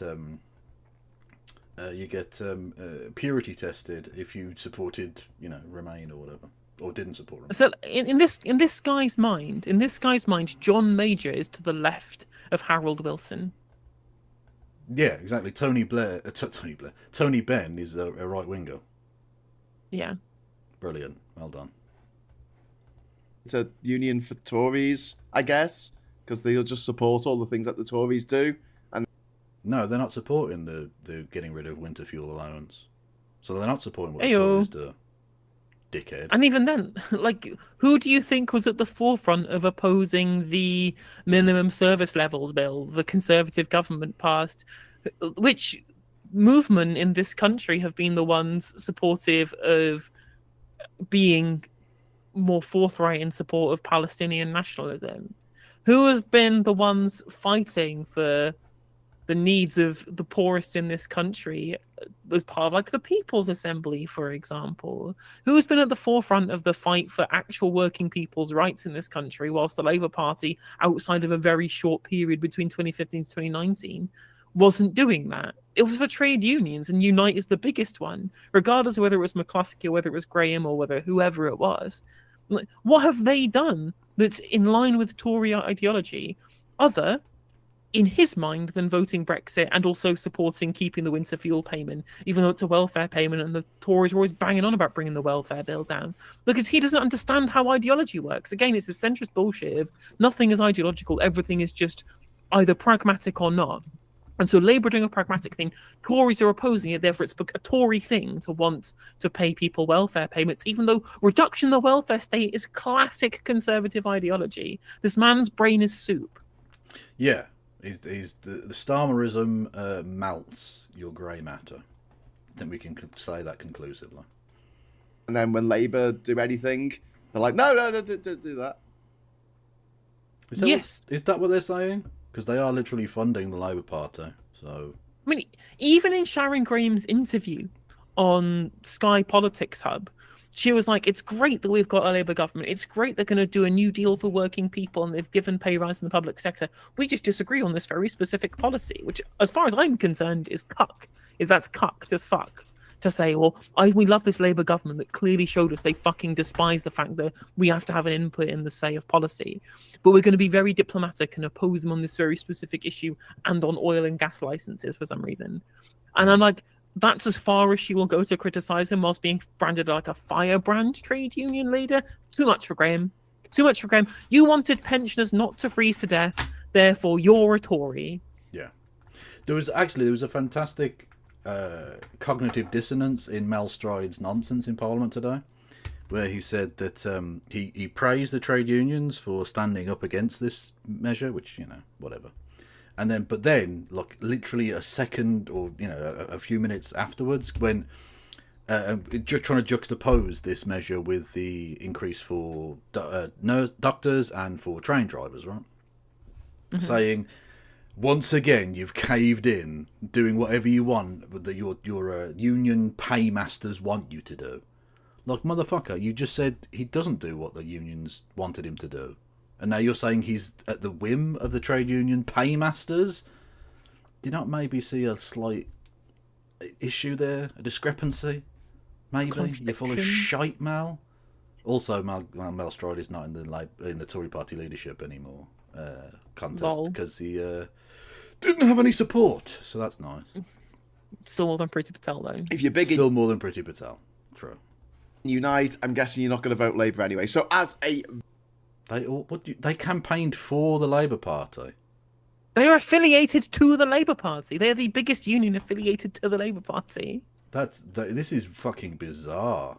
What a fucking I mean, you shouldn't. knob. They shouldn't be affiliated, and they shouldn't Yeah. have voted for the Labour Party because they should be prioritising the interest of their members, which is not having red Tories in government. But But they Bit of a they footstep are. home. They are. They're a Labour Party affiliate. They pay money to them.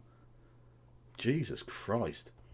Vote winner, loser. I think it's going to be chaotic neutral. I don't think there's going to be anything majorly that Labour are going to have to take on. I think there's going to be strikes. I don't think there's going to be any big polling differences compared with what was before. they already dropped loads of points. They're only 4 points ahead of the Conservative Party that's busy kicking two shades of shit out of each other. Yeah. Although to be fair, And they no were- they're- one's watching that, so no one knows. That's true. But they're only 4 points ahead of the Conservative Yeah, Party, who that's they just bad. kicked out in after getting one of their worst election results, basically ever. Yeah. His own approval rating is down 30 points to its lowest place ever. Look, there would we are be- already seeing a reduction in polling for the Labour Party because of this. Yeah, it would be a hung parliament if there was an election today. 100%. But here's the second thing I want to talk about: communication. So, in other words, he's lost a massive majority in 2 months, and Parliament hasn't even been sitting. Genius. this in the chat before, like, they just need to get better at communicating. John C, thank you very much for the £10 super chat. That's really kind of you. That is really nice. Thank you, John. Says, Don't forget, although you can give money to dickheads like this, you can give money to good people like me and No Justice in the ways that You you can do already that, are yeah. well aware of, I'm sure. Super chats, memberships, bitty bits. You can tie a fiver to the leg of a homing pigeon and send that to me. I mean, I'd have to give you my address, so you can't really do that. But I do like pigeons. Just saying. good morning, Graham and all. Sweet, man. That's cheered me up on what would otherwise be a rather dreary morning. It's quite dreary outside at the moment. Anyway, so, yeah, Labour communication. Have we talked about this before? I think we have. They're shit at it. Did you watch the interview with between Laura Kunsberg, who looked like a bulldog chewing a wasp? To be fair, I mean, he's not wrong. Their communications are shit. But I don't think that you're in a position to critique that, Graham. Also, a cheeky little bit of misogyny there. She looks like a bulldog chewing a wasp. That's what? That's a bit rough. Like, we attack her for her journalism because it's shite. Whereas you're like, no, she's fucking ugly, mate. Okay. Fucking hell. For the whole thing. God, I mean, I didn't realise we were speaking with fucking Brad Pitt here, you know? Lord. she hates Starmer. Oh my God, you could just see it in her face. It wasn't like the face of when she was talking to Boris Johnson. I'll tell you that for nothing. Anyway, so Laura Kunsberg, privately educated, of course, gets to interview the Prime Minister, who's also privately educated in a roundabout way. I know technically he didn't go to a private school when he started, but he head to a private school later. Anyway, so she said, "Why are you taking away this winter payment, which is going to result in thousands of pensioners freezing to death," or words to that extent? To which he said, Also, hang on a minute. "We need to fix Maybe the I'm like foundation." hypocritical here, but he's not very good at this, is he? Not massively brilliant, no. As propaganda goes, I mean- it's not winning me round. I mean, he's not looking into the camera or talking into the microphone, and he's not forming coherent sentences. True, although if I can't really speak on that. Which is ironic, because we're talking about him being unable to speak. Yeah. To be fair, you don't need to speak into the microphone because the camera microphone picks you up from fucking anywhere. Exactly, yeah. I'm speaking from the other side of the fucking street. And you can still hear me. Yes. Also, yeah, that hat is shite. But never mind.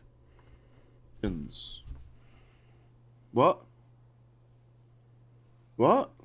Okay. Right, so here's the problem with this, right? Winter's coming.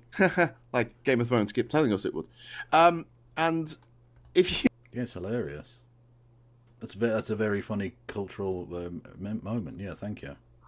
Can you talk about the dead people? The people you're going to kill? Maybe? You went into someone's house and he said it's too cold to survive the winter in this house, and they're like, okay, cool. Can we have some money to, I don't know, turn the fire, build a fire, turn the heating on. And you said, no. We need to fix the foundations. And it's like, yeah, but winter's coming and it's going to be cold. Can I just get it sorted now, for what's happening now, and we'll fix the foundations in the long term. But right now I need some heating, right? So it's a really bad look for him to reply to that question with, I'm going to fix the foundations, right? Because but it's not just bad. Yeah. It's not just bad communications. It shows that he doesn't give a fuck. It's not just the vibes of it, my dude. It's the fact that policy-wise, he's not going to do the things that people need now. He isn't going to bother doing any of that shit because he doesn't care. He's going to do some long-term Tory blah blah blah. Hopefully, push the growth button thing. It's ridiculous. Also, I want to say No one thank really you cares for about that. 786 for the 5 gifted, and thank you Jack Miller for the 999. It's incredibly generous of both of you. Fuck neoliberalism, except don't fuck it, because then we'll have little neoliberal babies to deal with who'll be indoctrinated by their parents. True. But it's they're neoliberals, so you can sell them because that's how that works. Yes. At the moment, they do in the long term, but in the short term, people want to stay warm in the winter. What the words he should have been using is, my government finds it morally reprehensible that people want us to give free money to millionaires. They're the 4 words. Okay, how about the much bigger thing of millionaires avoiding tax? If you claw it back from there, then frankly, fuck it, give them 200 quid. I don't give a shit. Yeah. Or just levy it back off the pensioners who don't need it, and then you don't have to means test it at all. Yeah. I mean, I guess technically it's means testing by the other way round, right? You're unmeans testing it. Yeah. You're testing people who do have the means rather than who don't have the means, and you're testing them by tax rather than in receival of the welfare payment. Of course, I wouldn't be more generous. I think everybody should have access to it regardless, and then the tax should be quite on the quite highest of earners, so to recoup that money. But either way, people won't fall through the cracks if you do the universality plus tax rather than the means test. True. I'm just going to have to put my fan on slightly. Oh. No. Words that he needs to say out loud: free money to millionaires. And then go on the attack for the former Tory government that didn't want to give food to starving children who couldn't afford food. Their parents couldn't afford to feed them. Okay. Now, whilst he is correct, well, the Conservative government didn't want to give food for hungry kids. For example, with regards to the Marcus Rashford campaign, I think is what he's referring to here. Yep. Do you want to tell me, Graham, what the Labour Party policy is on the 2-child benefit cap? You seem to be really interested in feeding children, but only the first 2. Yeah, any third children get fucked, mate. Yeah, exactly. Yeah. But breakfast clubs, maybe at some point in the future, possibly. Thank you, Mark, for the 10 gifted. Brilliant. Thanks. Children in this country is through the roof, thanks to previous government initiatives by the Tories, like austerity, Brexit, their terrible response. Okay, austerity that you're continuing to do. You haven't reversed any of the austerity. And they're now doing more. And they're now doing fresh austerity, which you don't even have a mandate to do. Brilliant. To COVID and the like. Free money to millionaires has to stop. That's the way he explains it. And then go on to explain that. It's a good point by Jim Speak in chat. Some MPs are millionaires in receipt of free money from us in the form of expenses. Very true. Literally. One rule for them, eh? True. And again, they got elected because people were sick of one rule for them and another rule for us. It's why the Tories got panned so hard over Partygate, because it was different rules for different classes. And this is essentially seen into sharp relief with regards to how many MPs' expenses that they get, especially given somebody who very specifically said, I am a disgrace and I shouldn't be a lord over her dodgy expenses dealings, was then made a lord by Keir Starmer to then get put into the Department for Education. Yeah. Amazing. If you need this money, you will get it. In a nice, friendly, non-combative way. But of course, Keir Starmer doesn't do that because he is absolutely shit at communications. I mean, I'm sure he's great as a politician in general. Like, your evidence for that No. is Yeah, well, where have you got that idea from? Again, because he's not bothered paying attention to what's going on in the background. He doesn't know. I mean, the reason Keir Starmer is a shit politician and also a shit communicator is because he never wanted to do this. He only became an MP because he was thrown into it so that Ed Miliband could have somebody to put in as a position of Attorney General when they thought they were going to win the 2015 election. And he only became leader because Morgan McSweeney took him to one side and said, look, I've got mates of mine who are going to give us loads of money to usurp the leadership of the Labour Party. Not necessarily in those words exactly, but you get my drift about the funding for Labour together. And we want you to be the leader. And then even then, it took until the Hartlepool by-election loss where he went like full like right-wing neoliberal on this stuff and lost all autonomy because he was going to quit. And the people from Labour Together said, no, you can't quit. We've won now. We'll have to give that up if you go away. So you're going to stay leader, but do exactly as we say. Yeah. True story there. literally. you know, behind the scenes. But I often think of Gordon Brown, not in, you know, when I'm walking down the street, but when it comes to being able to communicate policies to the public, whatever Tony Blair had, Gordon Brown didn't have it, and never won an election as a result of that. And it's not about spin, it's about being able to respond to things in a way that makes people go, oh yeah, that makes sense. So it's spin. Like the. I mean, you could put it as rhetoric, I guess, and I don't think this is necessarily an untrue criticism of the current Labour leadership. The issue, of course, is that there is no amount of spin that will make these policies sound good, because the policies aren't good. Yeah. So, if you say, why There are we are only giving... so many layers of polish one can put on a turd before it's mostly polish.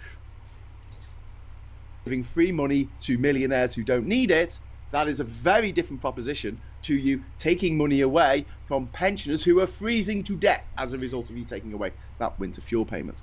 Also, he could mention the fact that the fuel cap has come down, no, the cap on the price of fuel has come down, on energy, sorry. And he could also mention the fact that pensions are going up by about £400 for the average pension, Almost in real which terms. will swallow up Yeah. what they will get from the winter fuel payments anyway. You'd think- Okay, so just get rid of them for everyone then. It clearly won't matter. These pensioners are going to be so fucking wealthy.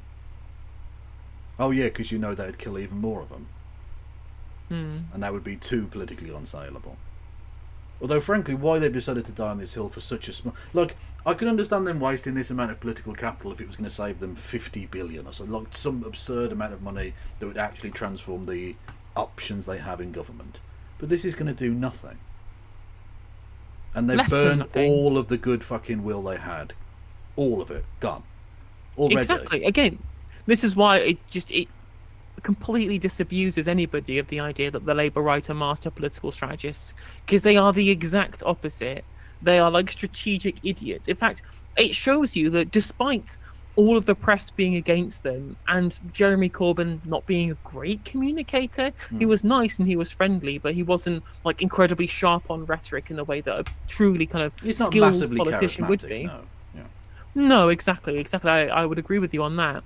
But even after all of that, they were so good at actually communicating the issues to people. They were so good at communicating the issues to people that they won people over in response to the Conservative Party, because their policy platform and their positive campaign won people over in a way that the Labour Party hadn't won over in years. Yeah, exactly. Especially as they hoovered up ex-UKIP voters with their positive messages. People forget that. I mean, yes, the Tory party did run an astonishingly bad campaign, but you still have to be able to take advantage of that.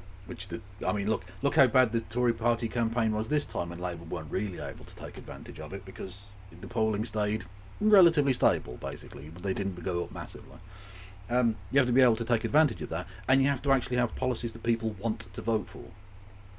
Neither of which the Starmer Labour Party had, and both of which were things that the Corbyn Labour Party did have. The difference being, Rupert Murdoch decides who gets to become Prime Minister. That's it. We don't fundamentally live in a democracy.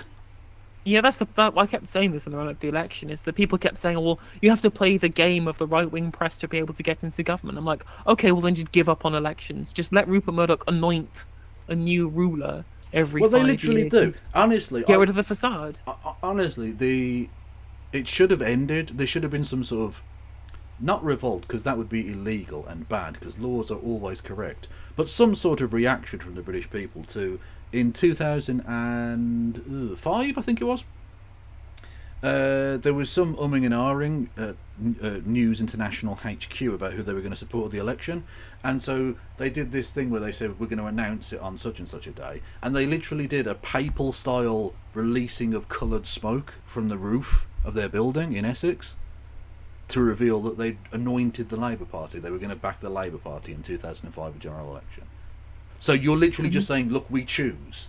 Like the cardinals in Rome choose who the Pope is going to be. You have chosen for us who the Prime Minister is going to be. We don't. It's not a democracy then. Simple. Yep.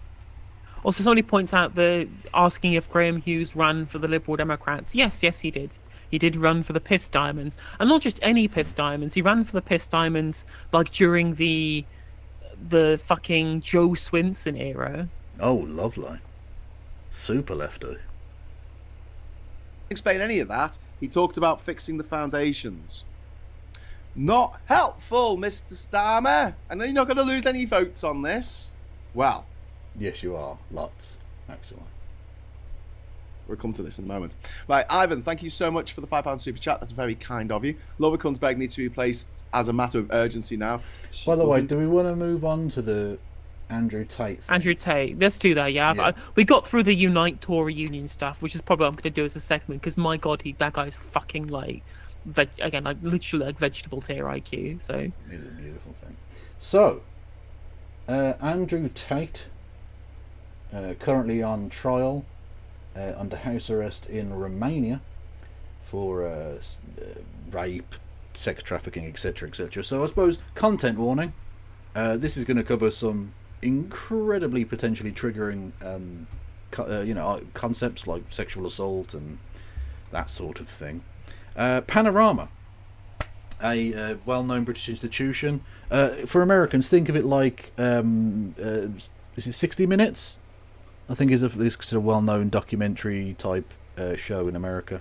I didn't think they'd ever do anything on Andrew Tate because I didn't think it'd be a big enough issue, but they have, and I imagine it's going to be relatively damning. I wonder if they're gonna.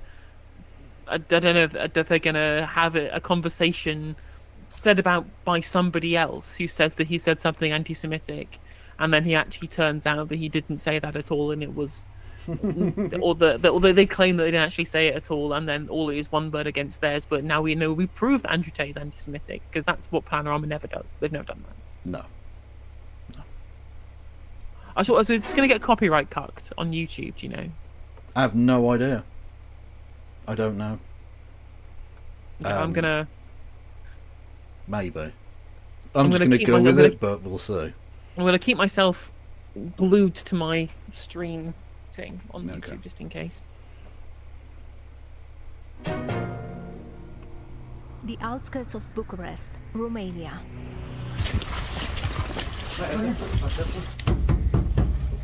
Police officers arrest one of the world's best-known influencers, Andrew Tate. There's no justice in Romania, unfortunately. I'm a BBC Now, you already knew that because that was one of the reasons you went to Romania, because you knew that you could escape justice. That's literally why you went there. He said it as much. He Yeah. literally said because they are less strict on certain thoughts, right? Less strict on certain certain crimes. The age of consent is lower. Again, very, very creepy behaviour. And also the Romanian police are much easier to bribe. He literally said this. Again, don't film yourself doing crimes. Don't do that. Videotaping this Filmmaker. crime spree was the best idea we ever had. Fucking true. and I grew up in Romania. For more than a year, I've been looking at the case against Andrew Tate and investigating the adult entertainment business he was running in my home country. When they look at some women, they only see the dollar sign. I've also spoken to women in the UK who knew Andrew Tate before his rise to fame. They accuse him of rape. Strangling me, hurling abuse at me, threatening me. He's even sent me voice notes. Am I a bad person? Because the more you didn't like it, the more I enjoyed it. And I speak to Andrew Tate. He's an abuser. We're coming in.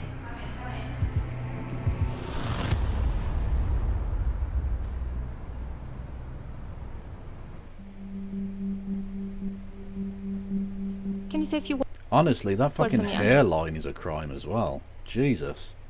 Oof. And it's funny to me that everyone started making fun of his chin, so now he's grown a massive beard. Yeah, true. Well, you say making fun of his chin. How can you make fun of something that doesn't exist? True. Doesn't yeah, have they a made fun of chin. his ghost chin Exactly. Just much like his ghost cock as well. and his ghost morals. True. And his ghost freedom. 1, 2, 3. I met Andrew Tate Oh my god, what tacky shite is this? You can't buy taste, anyone. No, it's rich. Again, there's really interesting polling showing that actually he's not that popular in the UK. He's very popular in the United States, but he's not popular in the UK but to the same degree. Of course, there's a problem with some kids liking him, but broadly people don't very much like him in the UK. And I was just like, yeah, because people in the UK have taste and Americans don't. That is true. Just casual racism then. Yeah, it's fine. Look, Americans, you can't be racist against Americans because they're not people. in June 2023. I think He's we're fine just been through this put under Tuesday. house Seems fine, arrest okay. after spending 3 months in jail, accused of human trafficking, organized crime, and rape. My world title belts are over there. We've got the podcast. He did not win any world title fights, ever. In fact, he had a very, very poor kickboxing record. I mean, he was a kickboxer, but he never won anything, let alone got anywhere near a world fucking title. So I don't know what weird trinket site he bought those from. That studio as well. So we've got this and we've got our cigar lounge and that's basically it. His house Oh, was raided by officers from Discourse, the Romanian agency tasked with fighting organized crime. This safe was filled with valuables. What did you have there? Just some watches and a few things, but Decot took it all. Lol. But that's life. What can you do? Right? Well, literally nothing. Can we get some lols in chat?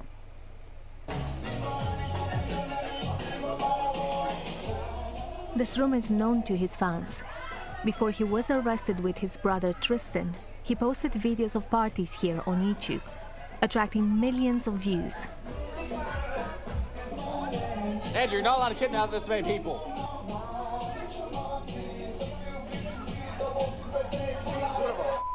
He doesn't look like he's having fun. Like, they never seem to actually enjoy themselves doing anything, do they? What is the next step? They're going to charge you whatever they can get. It's going to go to... Are people like this happy? They don't seem happy. No. They don't. Well, this is the whole thing about the pickup artist. Their goal is to, I don't know, have sex or whatever, but they don't actually seem to enjoy sex at all. Or women. Or women. They don't, and their search for, like, trying to get as much shit as possible. Big cars, watches, all the rest of it. Bugatti. A Bugatti. But they don't seem to enjoy those either. They just seem to be sort of dead inside.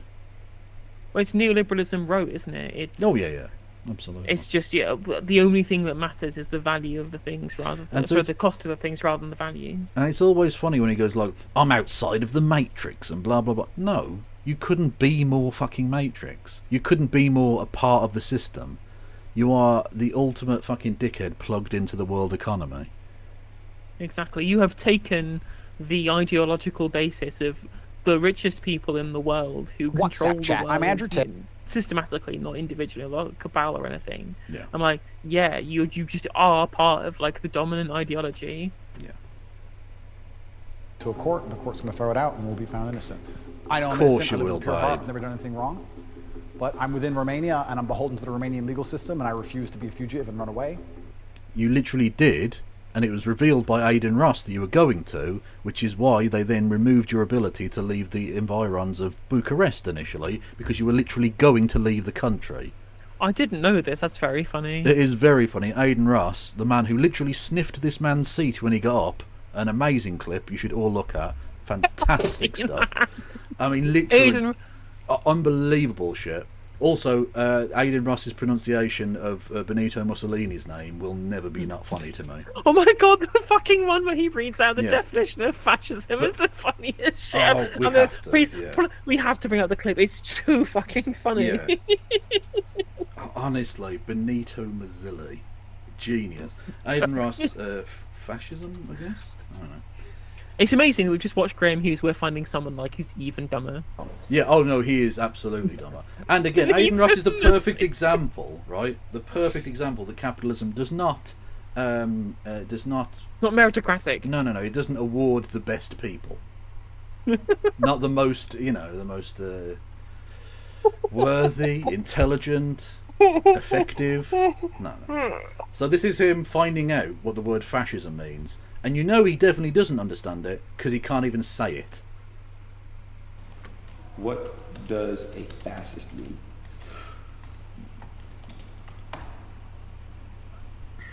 It means you are a far right authorization on you on ultra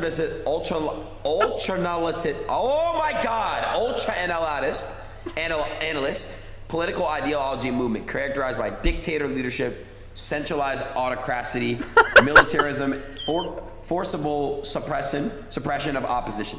So I don't know what that means, bro. I swear to God, I don't know what the fuck a fascism is. I don't know what the fuck that is.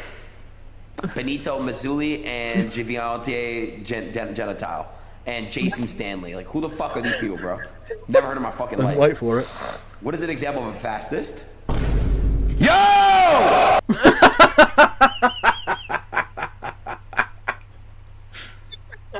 Centralized autocracy. Fucking love it. So, anyway. But him trying to pronounce ultra-nationalist is literally the funniest thing I've ever seen. It's amazing. What a massive fan of that. Anyway, so that guy was taken into the confidence of the man whose seat he sniffed, told him he was going to escape Romania to his live audience. And then the Romanian authorities went, oh, okay, so then you can't leave then. So they then literally took his passport off him, so he can't leave Romania. And he's now currently under house arrest as well, having, had all of his shit taken off him. So can we get some lols in chat for Benito Mussolini? Oh, God. That is funny. So we have to accept what the outcome of the Romanian legal system is. Also, before we even got into that, another point, he says I'm beholden to the Romanian legal system, and the British one, and the American one, all of whom want their fucking pound of flesh as well, mate. So you'll go in like nowhere quickly. This He's literally already been charged in Britain, and as soon as this trial's over, he will be extradited to Britain to face charges here. So, he's going to end up in jail somewhere. Andrew Tate's treatment of women has attracted the attention of the police. I've spoken to women in the UK who make allegations of sexual violence against him, going back years. We are protecting their identities.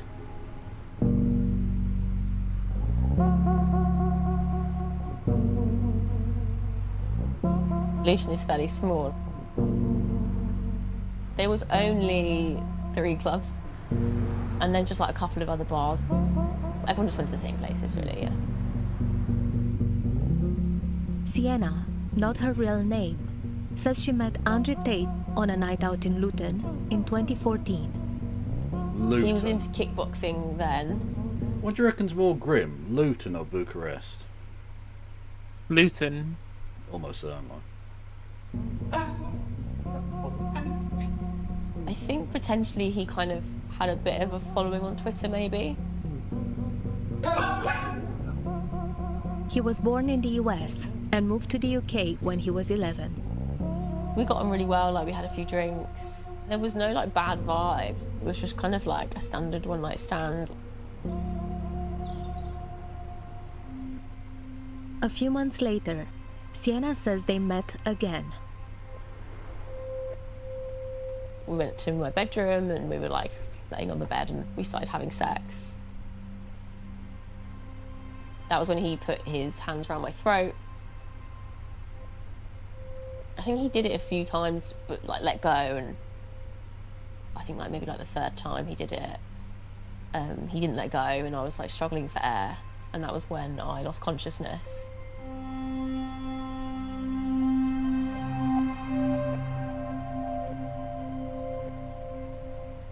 He was still having sex with me when I came back round. Jesus fucking Christ. Well, talking of that, I suppose, did you see the story from France? No. Oh my god, absolutely grim thing. A man and 50 other men are on trial for a woman who was, at the time, his wife. He was drugging... Oh, yeah, I did see this, yeah. Yeah, he was drugging her, raping her, and then inviting in other men to rape her unconscious body for years. And this, gentlemen, is why they choose the bear. Yeah, quite. Yeah, it sounds for misogyny. I don't know what you're talking about. Just saying. Bears, they're not doing that, are they? Just and at no point did anybody like the crazy part about the story as well is that like 70% of the men said yes when they were asked, and only 30% of them said no, and none of those 30% thought they might should alert some authorities to the whole like mass rape that was going on. You'd think so. Yeah, I think it would. I think it's okay to expect someone in that situation to go to the authorities and say, yeah, there's a massive like rape circle going on in this house that everyone knows about, but the police didn't know about somehow. Interesting. I was like absolutely terrified. I just remember like that gasping for air was like really, really scary. Do you think he was aware of what was happening? Yeah, I think so. Because when you lose consciousness, like I would have just gone completely limp. My consent was taken away from me, and he was still having sex with me, and at that point I hadn't consented to that happening. It was rape. Yeah. If you don't consent to it, it's very simple. Sienna says she woke up with a bloodshot eye. Oh no, that was the point I was making. The police absolutely fucking yeah.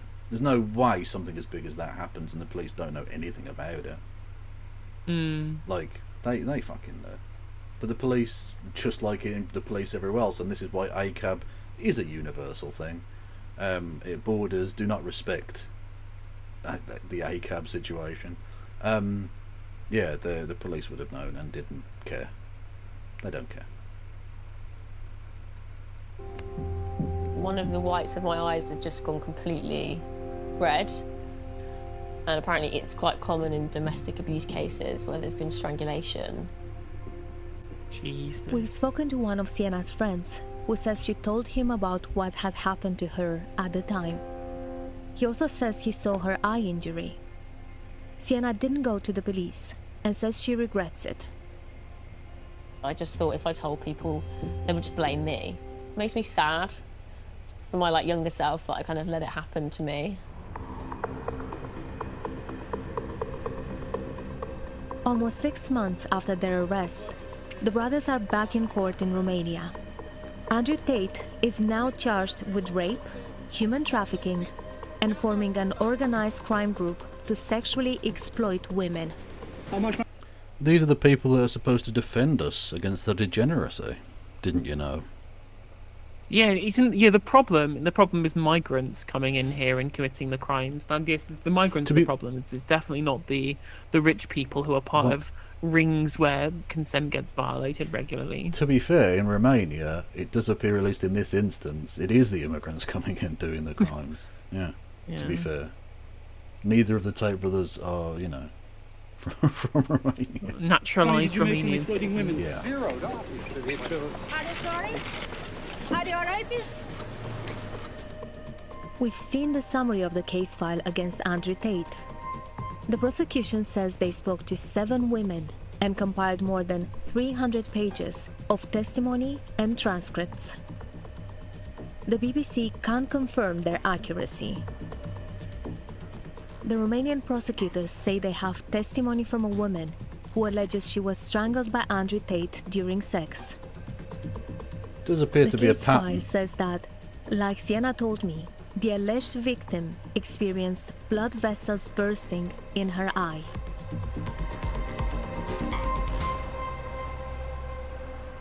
Have you ever strangled a woman without her consent? No, and I can't answer this. The answer is no. The answer is no. Well, I mean, you've said previously that you did. You boasted openly about that. Oh shit! Apologies. When did he say that? He's talked previously about the one with the woman with the girl who was 14 when he started having intercourse with her. But I think by the time she'd reached adulthood, he talked about having choked her out and carried on, and said that he didn't care if she'd died. Jesus wept. Yeah. No, why would I strangle a woman without her consent? I'm a full-grown man. No. I know I've never hurt anybody. I mean, are you It's not really a in my full-grown nature to man? hurt people. It's in my nature to provide and protect. And that's what's crazy. Like, this is where this kind of masculinist ideology gets you. That kind of masculinist viewpoint. When you say, "Well, I am a protector, so therefore I would never do that," and I'm just like, well, all the corroboration says no. And there's the people who don't view their role as being the protector because they don't view masculinity as being inherently threatening. They believe that it can be threatening and toxic, but they don't believe it should be an inherent part of masculinity. Like, the people who see themselves as protectors want to protect women from other men because they see men as innately predatory. Yeah. Whereas obviously the progressive viewpoint is that there's nothing innately predatory about men. They have been conditioned to be societally predatory, and you can overcome that, and we should look to try and ameliorate that. I was still very sporty then. I am still very active. Anna, not her real name, says she first met the Tate brothers in Luton when she was 17. I'm not that much different. I'm just a lot, obviously, wiser.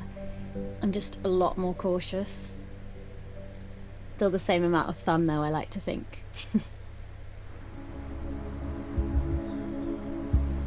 A few years later, in 2013, Anna says she started going out with Andrew Tate. After a few dates, she says she went to his house. I went up the stairs with him to the bedroom. He started kissing me on the bed, and then he just looked up at the ceiling, and I remember thinking, this is weird. Yeah, and he said, I'm just debating whether I should rape you or not. Jesus Christ. Jesus Christ, indeed. Honestly, it just reminds me of the Outwardly. Russell Brand video that we watched on stream, doesn't it? Yeah, although did you see here? Oh my God, the serial rapists who pretend Christian convert pipeline has another success story. Did you see him praying on his knees to Lord Jeebus alongside Very cringe. Tucker Carlson, another fake piece of shit. Amazing. Well, he Amazing. literally argued he was fake in court, so... Yeah, he literally said no serious person would believe what I was saying. I'm playing a character. He just got up, grabbed me by the throat, smashed me to the back of the bed, strangling me extremely hard. And he's telling me to take my trousers off, and I'm like refusing. And I'm like, no, Andrew, you said you wouldn't. And he's getting more and more angry at me, strangling me, hurling abuse at me, threatening me. I went straight home, got in the bath, started to cry. It's hard for me because I tried to block all that memory out of my brain because it upsets me too much. I get too upset. I can't.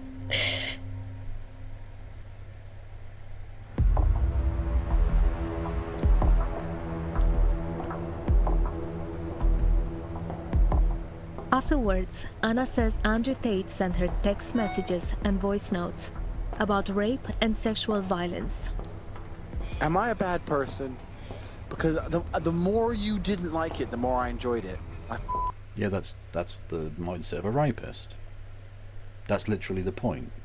It's often not even about sex for a rapist. It's about power.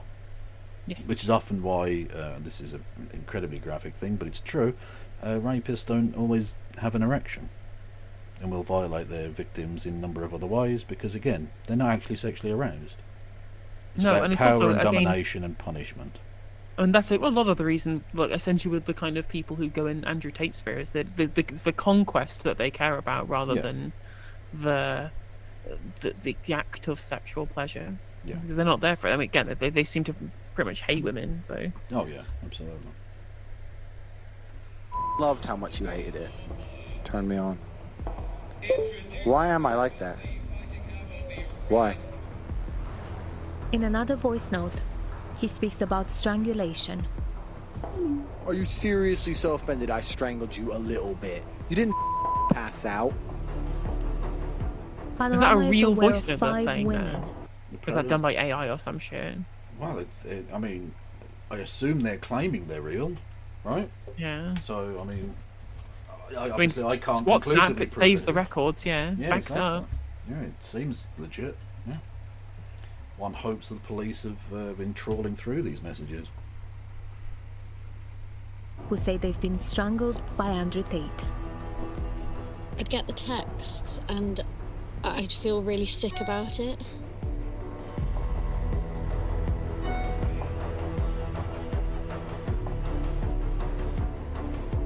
Anna says Andrew Tate sent her this text message. Yeah, apparently talks true. about- Apparently that's been a thing that's been public before, the voicemail stuff. Okay, wow. Jesus. And he's, oh my god, I love raping you. I watched you let me while still debating if it was a good idea or not. I like the conflict you have, and you have to, don't deny. Jesus fucking Christ, he's a rapist. Simple. About loving to rape her.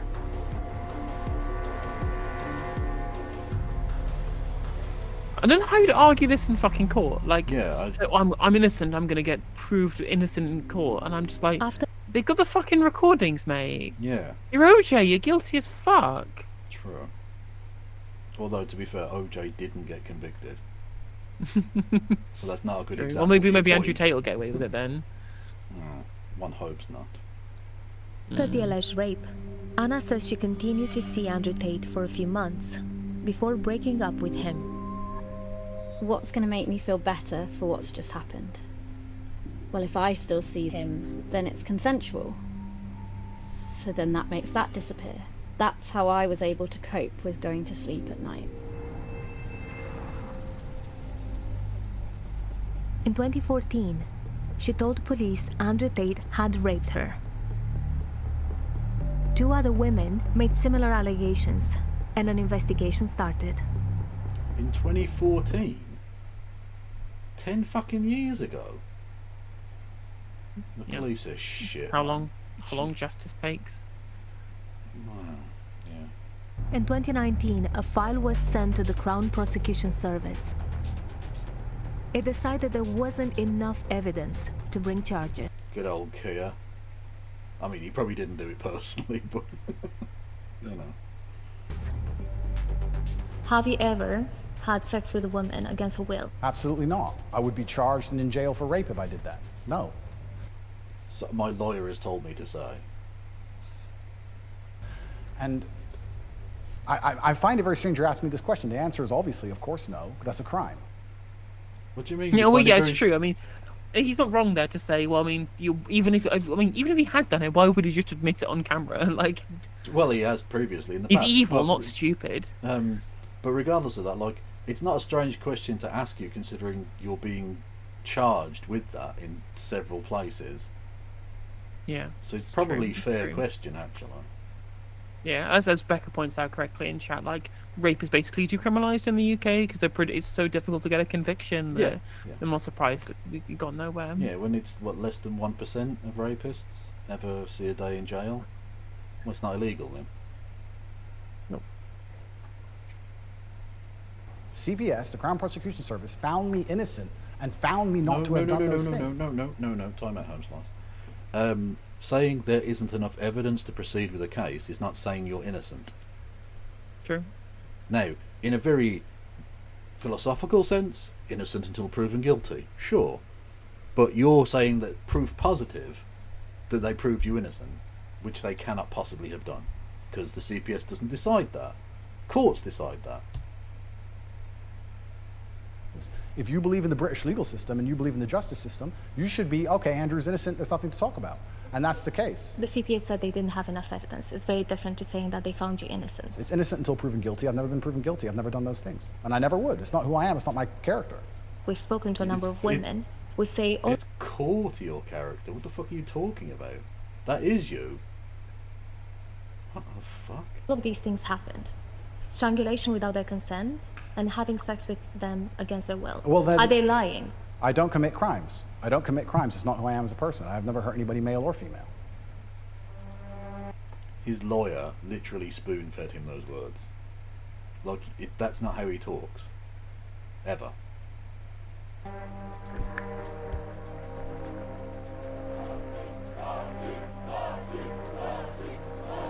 For millions of boys and young men, Andrew Tate was already a household name before he was arrested. How much of a virgin have you got to be to go to an event like that?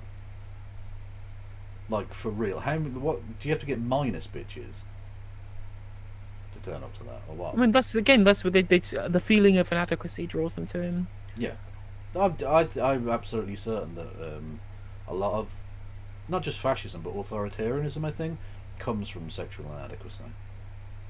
Feelings of trying to find a way around that problem that don't involve like, you know, personal development or anything like that, but just involve like attacking X group of people because they're the reason I can't get laid, or they're the reason that I'm not doing well at work or whatever.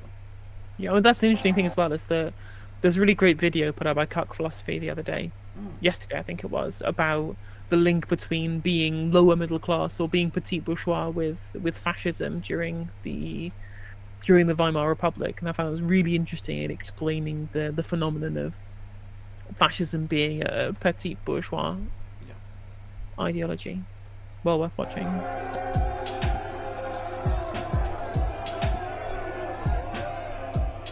My name is Andrew Tate, four-time kickboxing world champion, multi-millionaire and all-round. Just want to point out, he's not won any belts at any level in kickboxing. I'm a nice guy. Was at one time the most Googled man on the planet.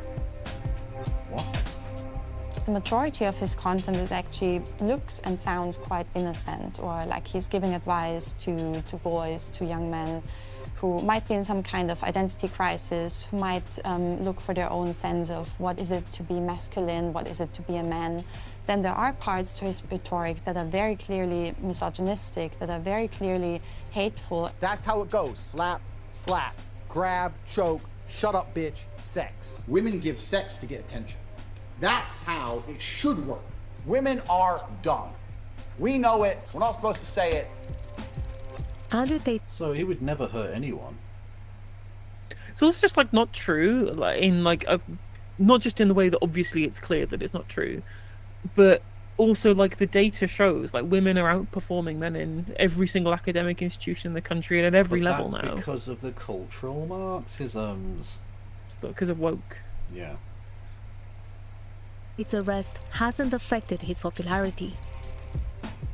He's gained more than 3 million followers since being charged in June last year. Andrew Tate. Now, a lot of those people will be like either hate watchers or journalist people or people who want to keep a track. Because like I follow people who I fucking hate, as well as people who I genuinely like and admire. Because you want to keep an eye on people, right? But I don't think you can put all of those people down to that. There are people who are, again, just pro-rape. And they see a rapist and hope that the rapist gets away with it and want to support the rapist. And that's a really fucking scary thought. Because those people just walk around just like normal people. They get to vote. They're probably in Parliament. Content can be really dangerous and potentially radicalizing. I do think that he has something that distinguishes him from other influencers, where he is really able to get to his audiences and to understand quickly what they need and cater to that.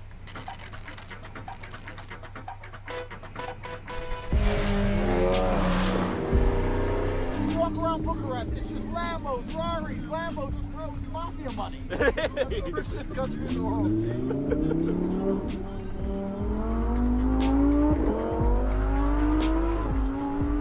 Around 2016, Andrew Tate moved to Romania with his brother Tristan. He's also an influencer, with more than 3 million followers of his own. My name is Tristan Tate. Who, by the way, also looked like he was shitting his pants outside that police station. If one of them's going to flip, it's him. Well, it's interesting as well that they try to. I mean, this is. I'm not saying that. This is clearly both awful, but I find it funny to me that Andrew Tate became the popular one when it's clear that Tristan Tate is just clearly the better looking of the two, and it's not even close. True, but it's about like the personality, isn't it? I mean, yeah, I guess. Because this guy's a bit of a wet fish, in all honesty. True. Definitely in comparison, yeah. Tate, I am the I think smarter and better looking half of the Tate brothers. That's probably true, but like people say, why do you live in Romania? And I explain my 5 reasons. One of them is the Me Too era. They go, oh, well, you're a rapist. I say, no, I'm not a rapist. But I like the idea of being able to just say to do what I want. I like being free. To rape. Yeah, it's not sus at all there, mate. No. Local journalists took an interest in the Tate brothers right from the start. They were presented like millionaires, young millionaires who choose to live here in Romania. And we know, by the way, that lots of the Bugattis were rentals. Because the Romanian police have had quite a time, because technically they're the property of, or the outcome of crimes, but they don't belong to them, so what do? Do they hand them back to the rental company? Can the rental company still charge? Like, it's a complicated legal matter. Because they don't own those fucking vehicles. Because they're not as rich as they say. Andrew said many times he chose to live in Romania because it's a poor country, corrupted, and it's easier for him to be here. The webcam industry here in Romania is very popular. The Tate brothers had been running a webcamming business in Luton, where women chat and strip online for money. The move to Bucharest apparently saw that business take off. Romania has one of the largest webcam industries in the world. In Romania, you have faster internet, more girls, prettier girls, and we just grew into an empire. Me and my brother, 8 women. This is precisely why the Romanian authorities are cracking down on this shit. Because this is what people think of Romania around the world. Like, yeah, it's a bad look. Yeah, corrupt. It doesn't pass the vibe check. Yeah, so sexual assault is just like a thing that happens there. It's like a seedy, low-grade country, is the vibe it gives off.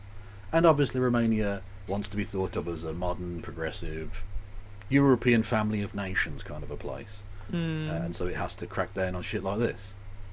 Like, as bad as it seems on the face of it to have this put in the world's face, at least people are like, well, okay, Romania's starting to take that problem seriously. So in of itself, this is a PR win for Romania, bizarrely. And living in one house, and all the women adored us, and they obeyed us. And at the peak, I was turning over 400 grand a month. The webcamming business would become central to the allegations of trafficking in the Romanian case against Andrew and Tristan Tate.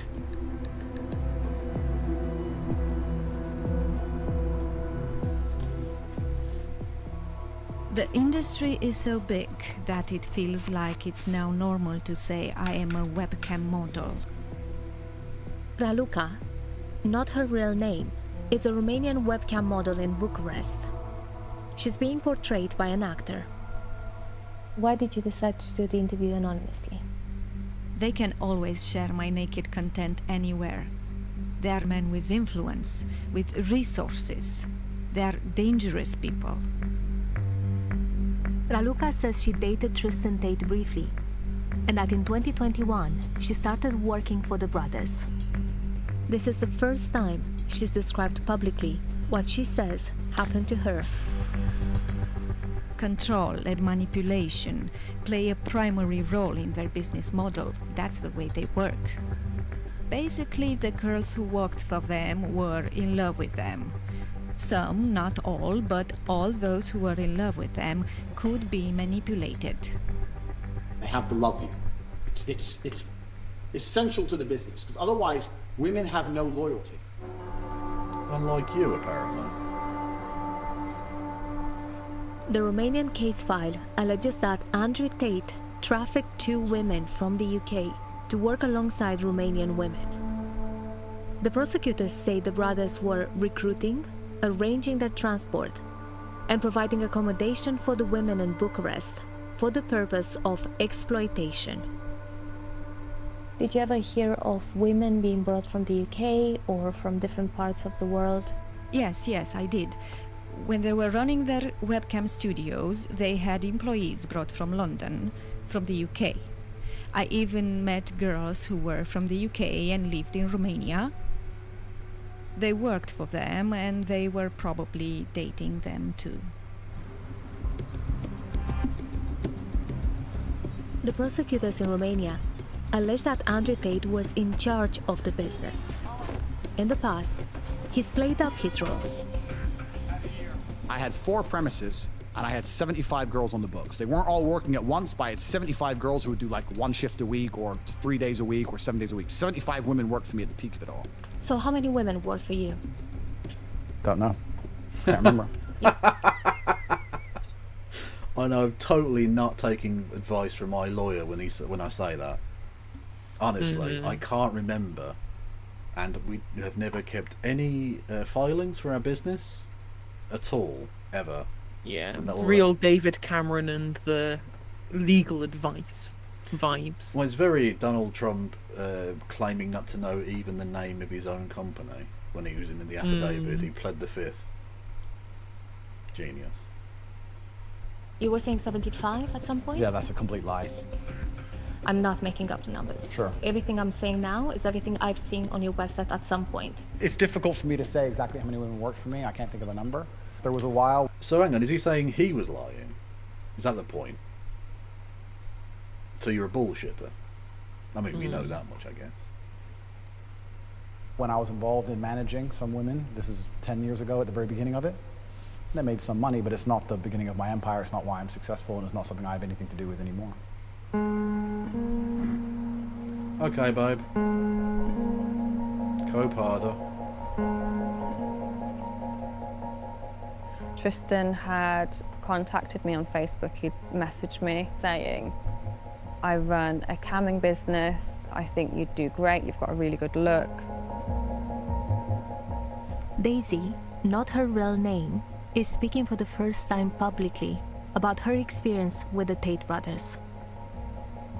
She says she was dating Tristan Tate in the UK when he encouraged her to join his webcam business in 2017. Tristan told me that the webcam business is run from his place that he shares with his brother in Romania. And there's a bunch of girls who all work from the same place. So I thought it could be sort of a new adventure for me, something to try. If I didn't like it, I wouldn't have to carry on. Daisy isn't part of the Romanian prosecution's case, but she says she was one of the British women recruited to work for the Tate brothers. We've seen evidence that Tristan Tate booked her flight to Bucharest. Certainly seems a bit trafficking. She says she was taken to one of their homes. Including me, there were 4 girls, plus the female manager. The girls had their own rooms, but it wasn't their personal space. Everything was Tristan's and Andrew's. The bedrooms that the girls worked in were also the bedrooms that the brothers would sleep in. Daisy says she soon realized it wasn't just her dating one of the brothers. Most women in the house were too, and she says there were strict rules for all of them. We're in this situation where almost every aspect of the girls' lives is monitored, other than what they eat, their social aspect, their work life, how they travel. Generally, it was either in the mansion or out with the brothers. This is just a very controlling environment. I don't know what kind of bitch-ass dude is letting his chicks go to the club with her friends without him. No, you stay in the house. You don't go nowhere. You're not, no restaurants, no... Wow, he'd do really well in the Taliban. But of course, it's the immigrants their problem, right? Yeah. Clubs, nothing.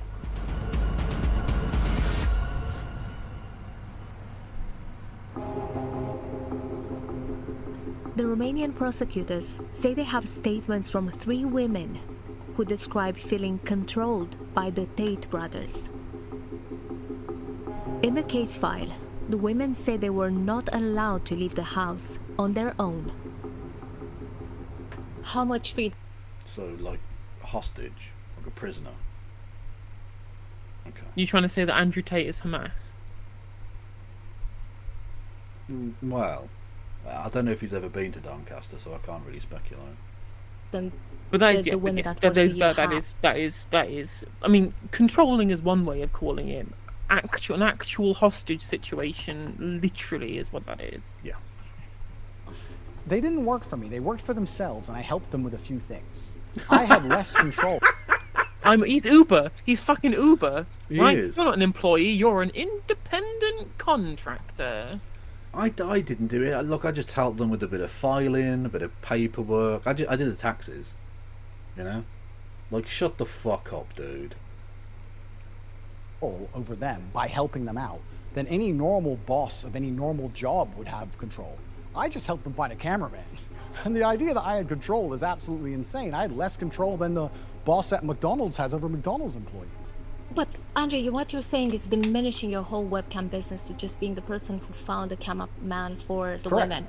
I'm telling you, there was never a substantial webcam business that made £300,000 pounds a month. So you lied about it. It was I wouldn't say it was a lie. Certainly there. Well, I mean, if it wasn't true, and you said that it was true, that would be a lie. Yeah. In yeah, fact. that's how that works. Ask Keith. You'll know. Yeah. There's been a lot of exaggeration online. I'm certainly not the only one guilty of it. I think everybody on Instagram is exaggerating. Filters exist. Rented cars exist. People exaggerate on the internet. I'm the only person who's being punished for it. You are a rapist, though, so, like, yeah. You should be punished for that. Yeah, I mean, we've heard you say that you did that. Yeah. Yeah, also, like, I understand why they would interview him for this, because, like, they're making a documentary. But he's just giving answers his lawyers have told him to give. It's sort of pointless even talking to him. You might as well have just read out his lawyer's statement or something, you know? You know, my clients do strenuously deny the allegations against them. It's that.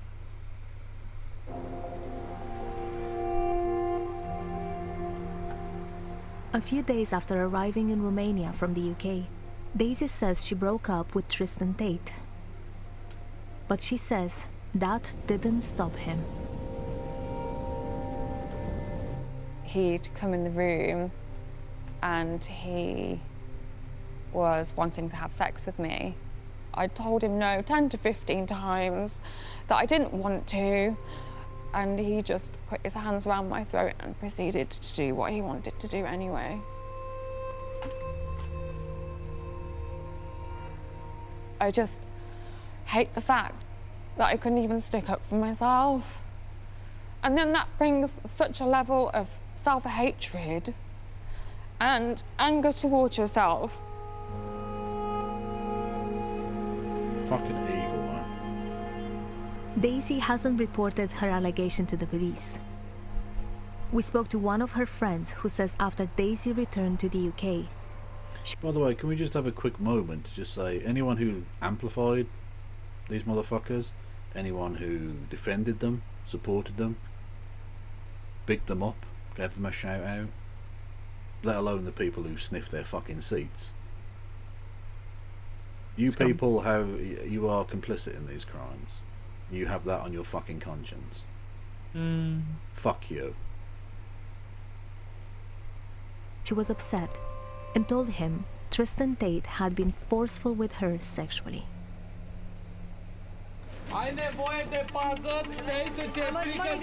Tristan Tate hasn't been charged with rape in the Romanian case.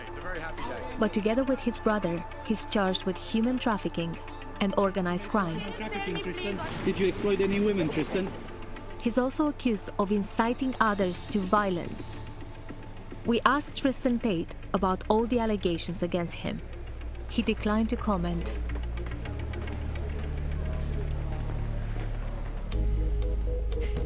That's probably the safer route. I don't think this plays well for Tate. Andrew Tate now has more than 10 million followers on X. In July this year, Twitter. he helped spread a false story that an illegal immigrant had killed 3 young girls in Southport. He was accused of inflaming tensions. Again, this kind of racist fucking scum, this rapist, is the one going to defend us from the degeneracy of the immigrants doing stuff or something. And he really cares about the safety of the women and the girls, don't you know? I don't see any protests in the UK. Such a sickening lie. I don't see anybody complaining. Nobody's outside of the school. Nobody's outside the police station. The soul of the Western man is so broken that when the invaders slaughter your daughters, you do absolutely nothing. After a week of violent disturbances, Andrew Tate said things are too tense in the UK and that he's praying for everyone. Oh, thanks, Ando. I do hope you go to jail forever. He's since admitted he was wrong about the background of the Southport suspect. Extremism is always on a spectrum. Andrew Tate would probably sit somewhere where he is a hate preacher.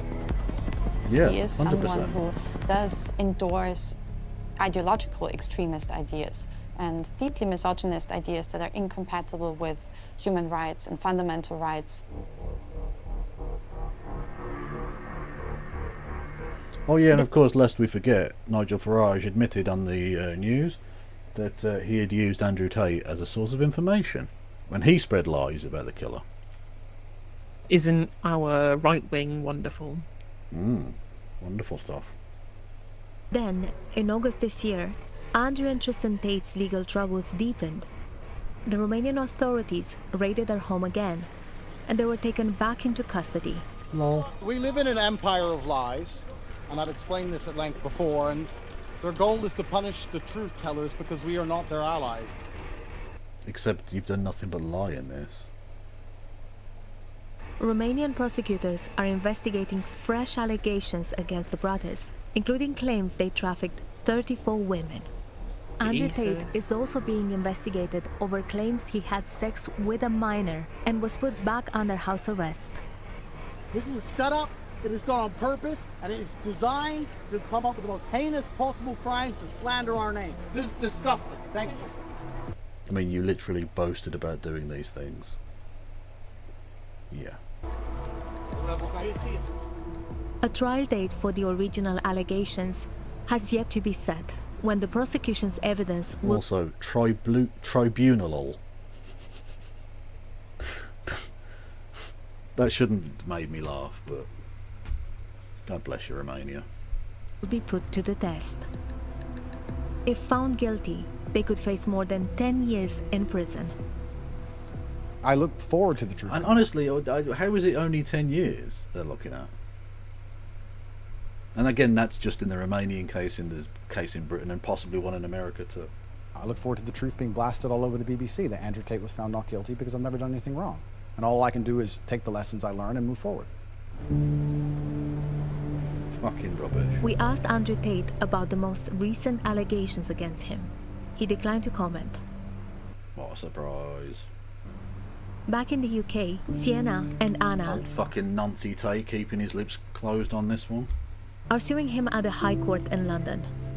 Along with 2 other women, they accuse him of sexual assault and rape. He's defending the claim. The last few years have been quite difficult. It's important for him to be held accountable, I think, because hopefully the women whose lives he ruined can get some kind of justice for what he's done to them. I just want him held accountable for what he's done, which he hasn't been yet. Then I think we can all finally feel safe. Hope I can sleep better at night. That's literally all I want. It's a good night's sleep. To be able to relax for once. That would be lovely.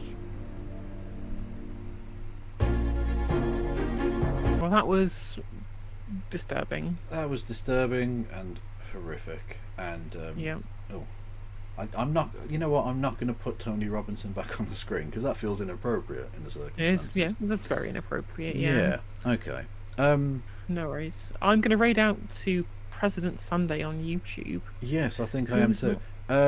Thank you, everyone. I know that was a difficult watch, but I think it was worth taking a look at. I hope everyone's okay with that. If you need to chat or anything, my Discord is open. Send me a message or whatever, and yeah, I hope everyone's okay. Yeah, me too.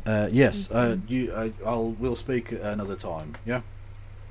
Yes, absolutely. Okay. I mean, there's at the very least there's Laura K back on Sunday, so. True.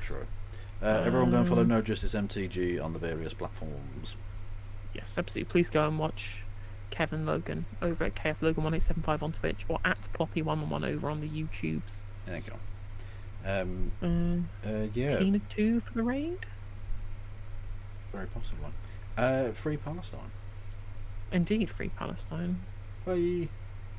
Bye, everyone. See you later.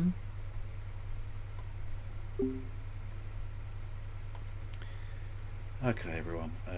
Yeah, let's raid into Tina too, because she's good people.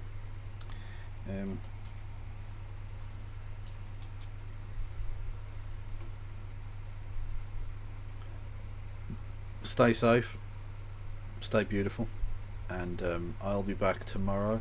I'll take a look probably at the pardon me, sorry. I'll take a look at the debate tomorrow, because there's no way I'm staying up for that. Fuck that. Yeah. Thank you everyone for sticking with a difficult one tonight, and thank you everyone enormously for all of your support. I'll speak to you tomorrow. No pass around.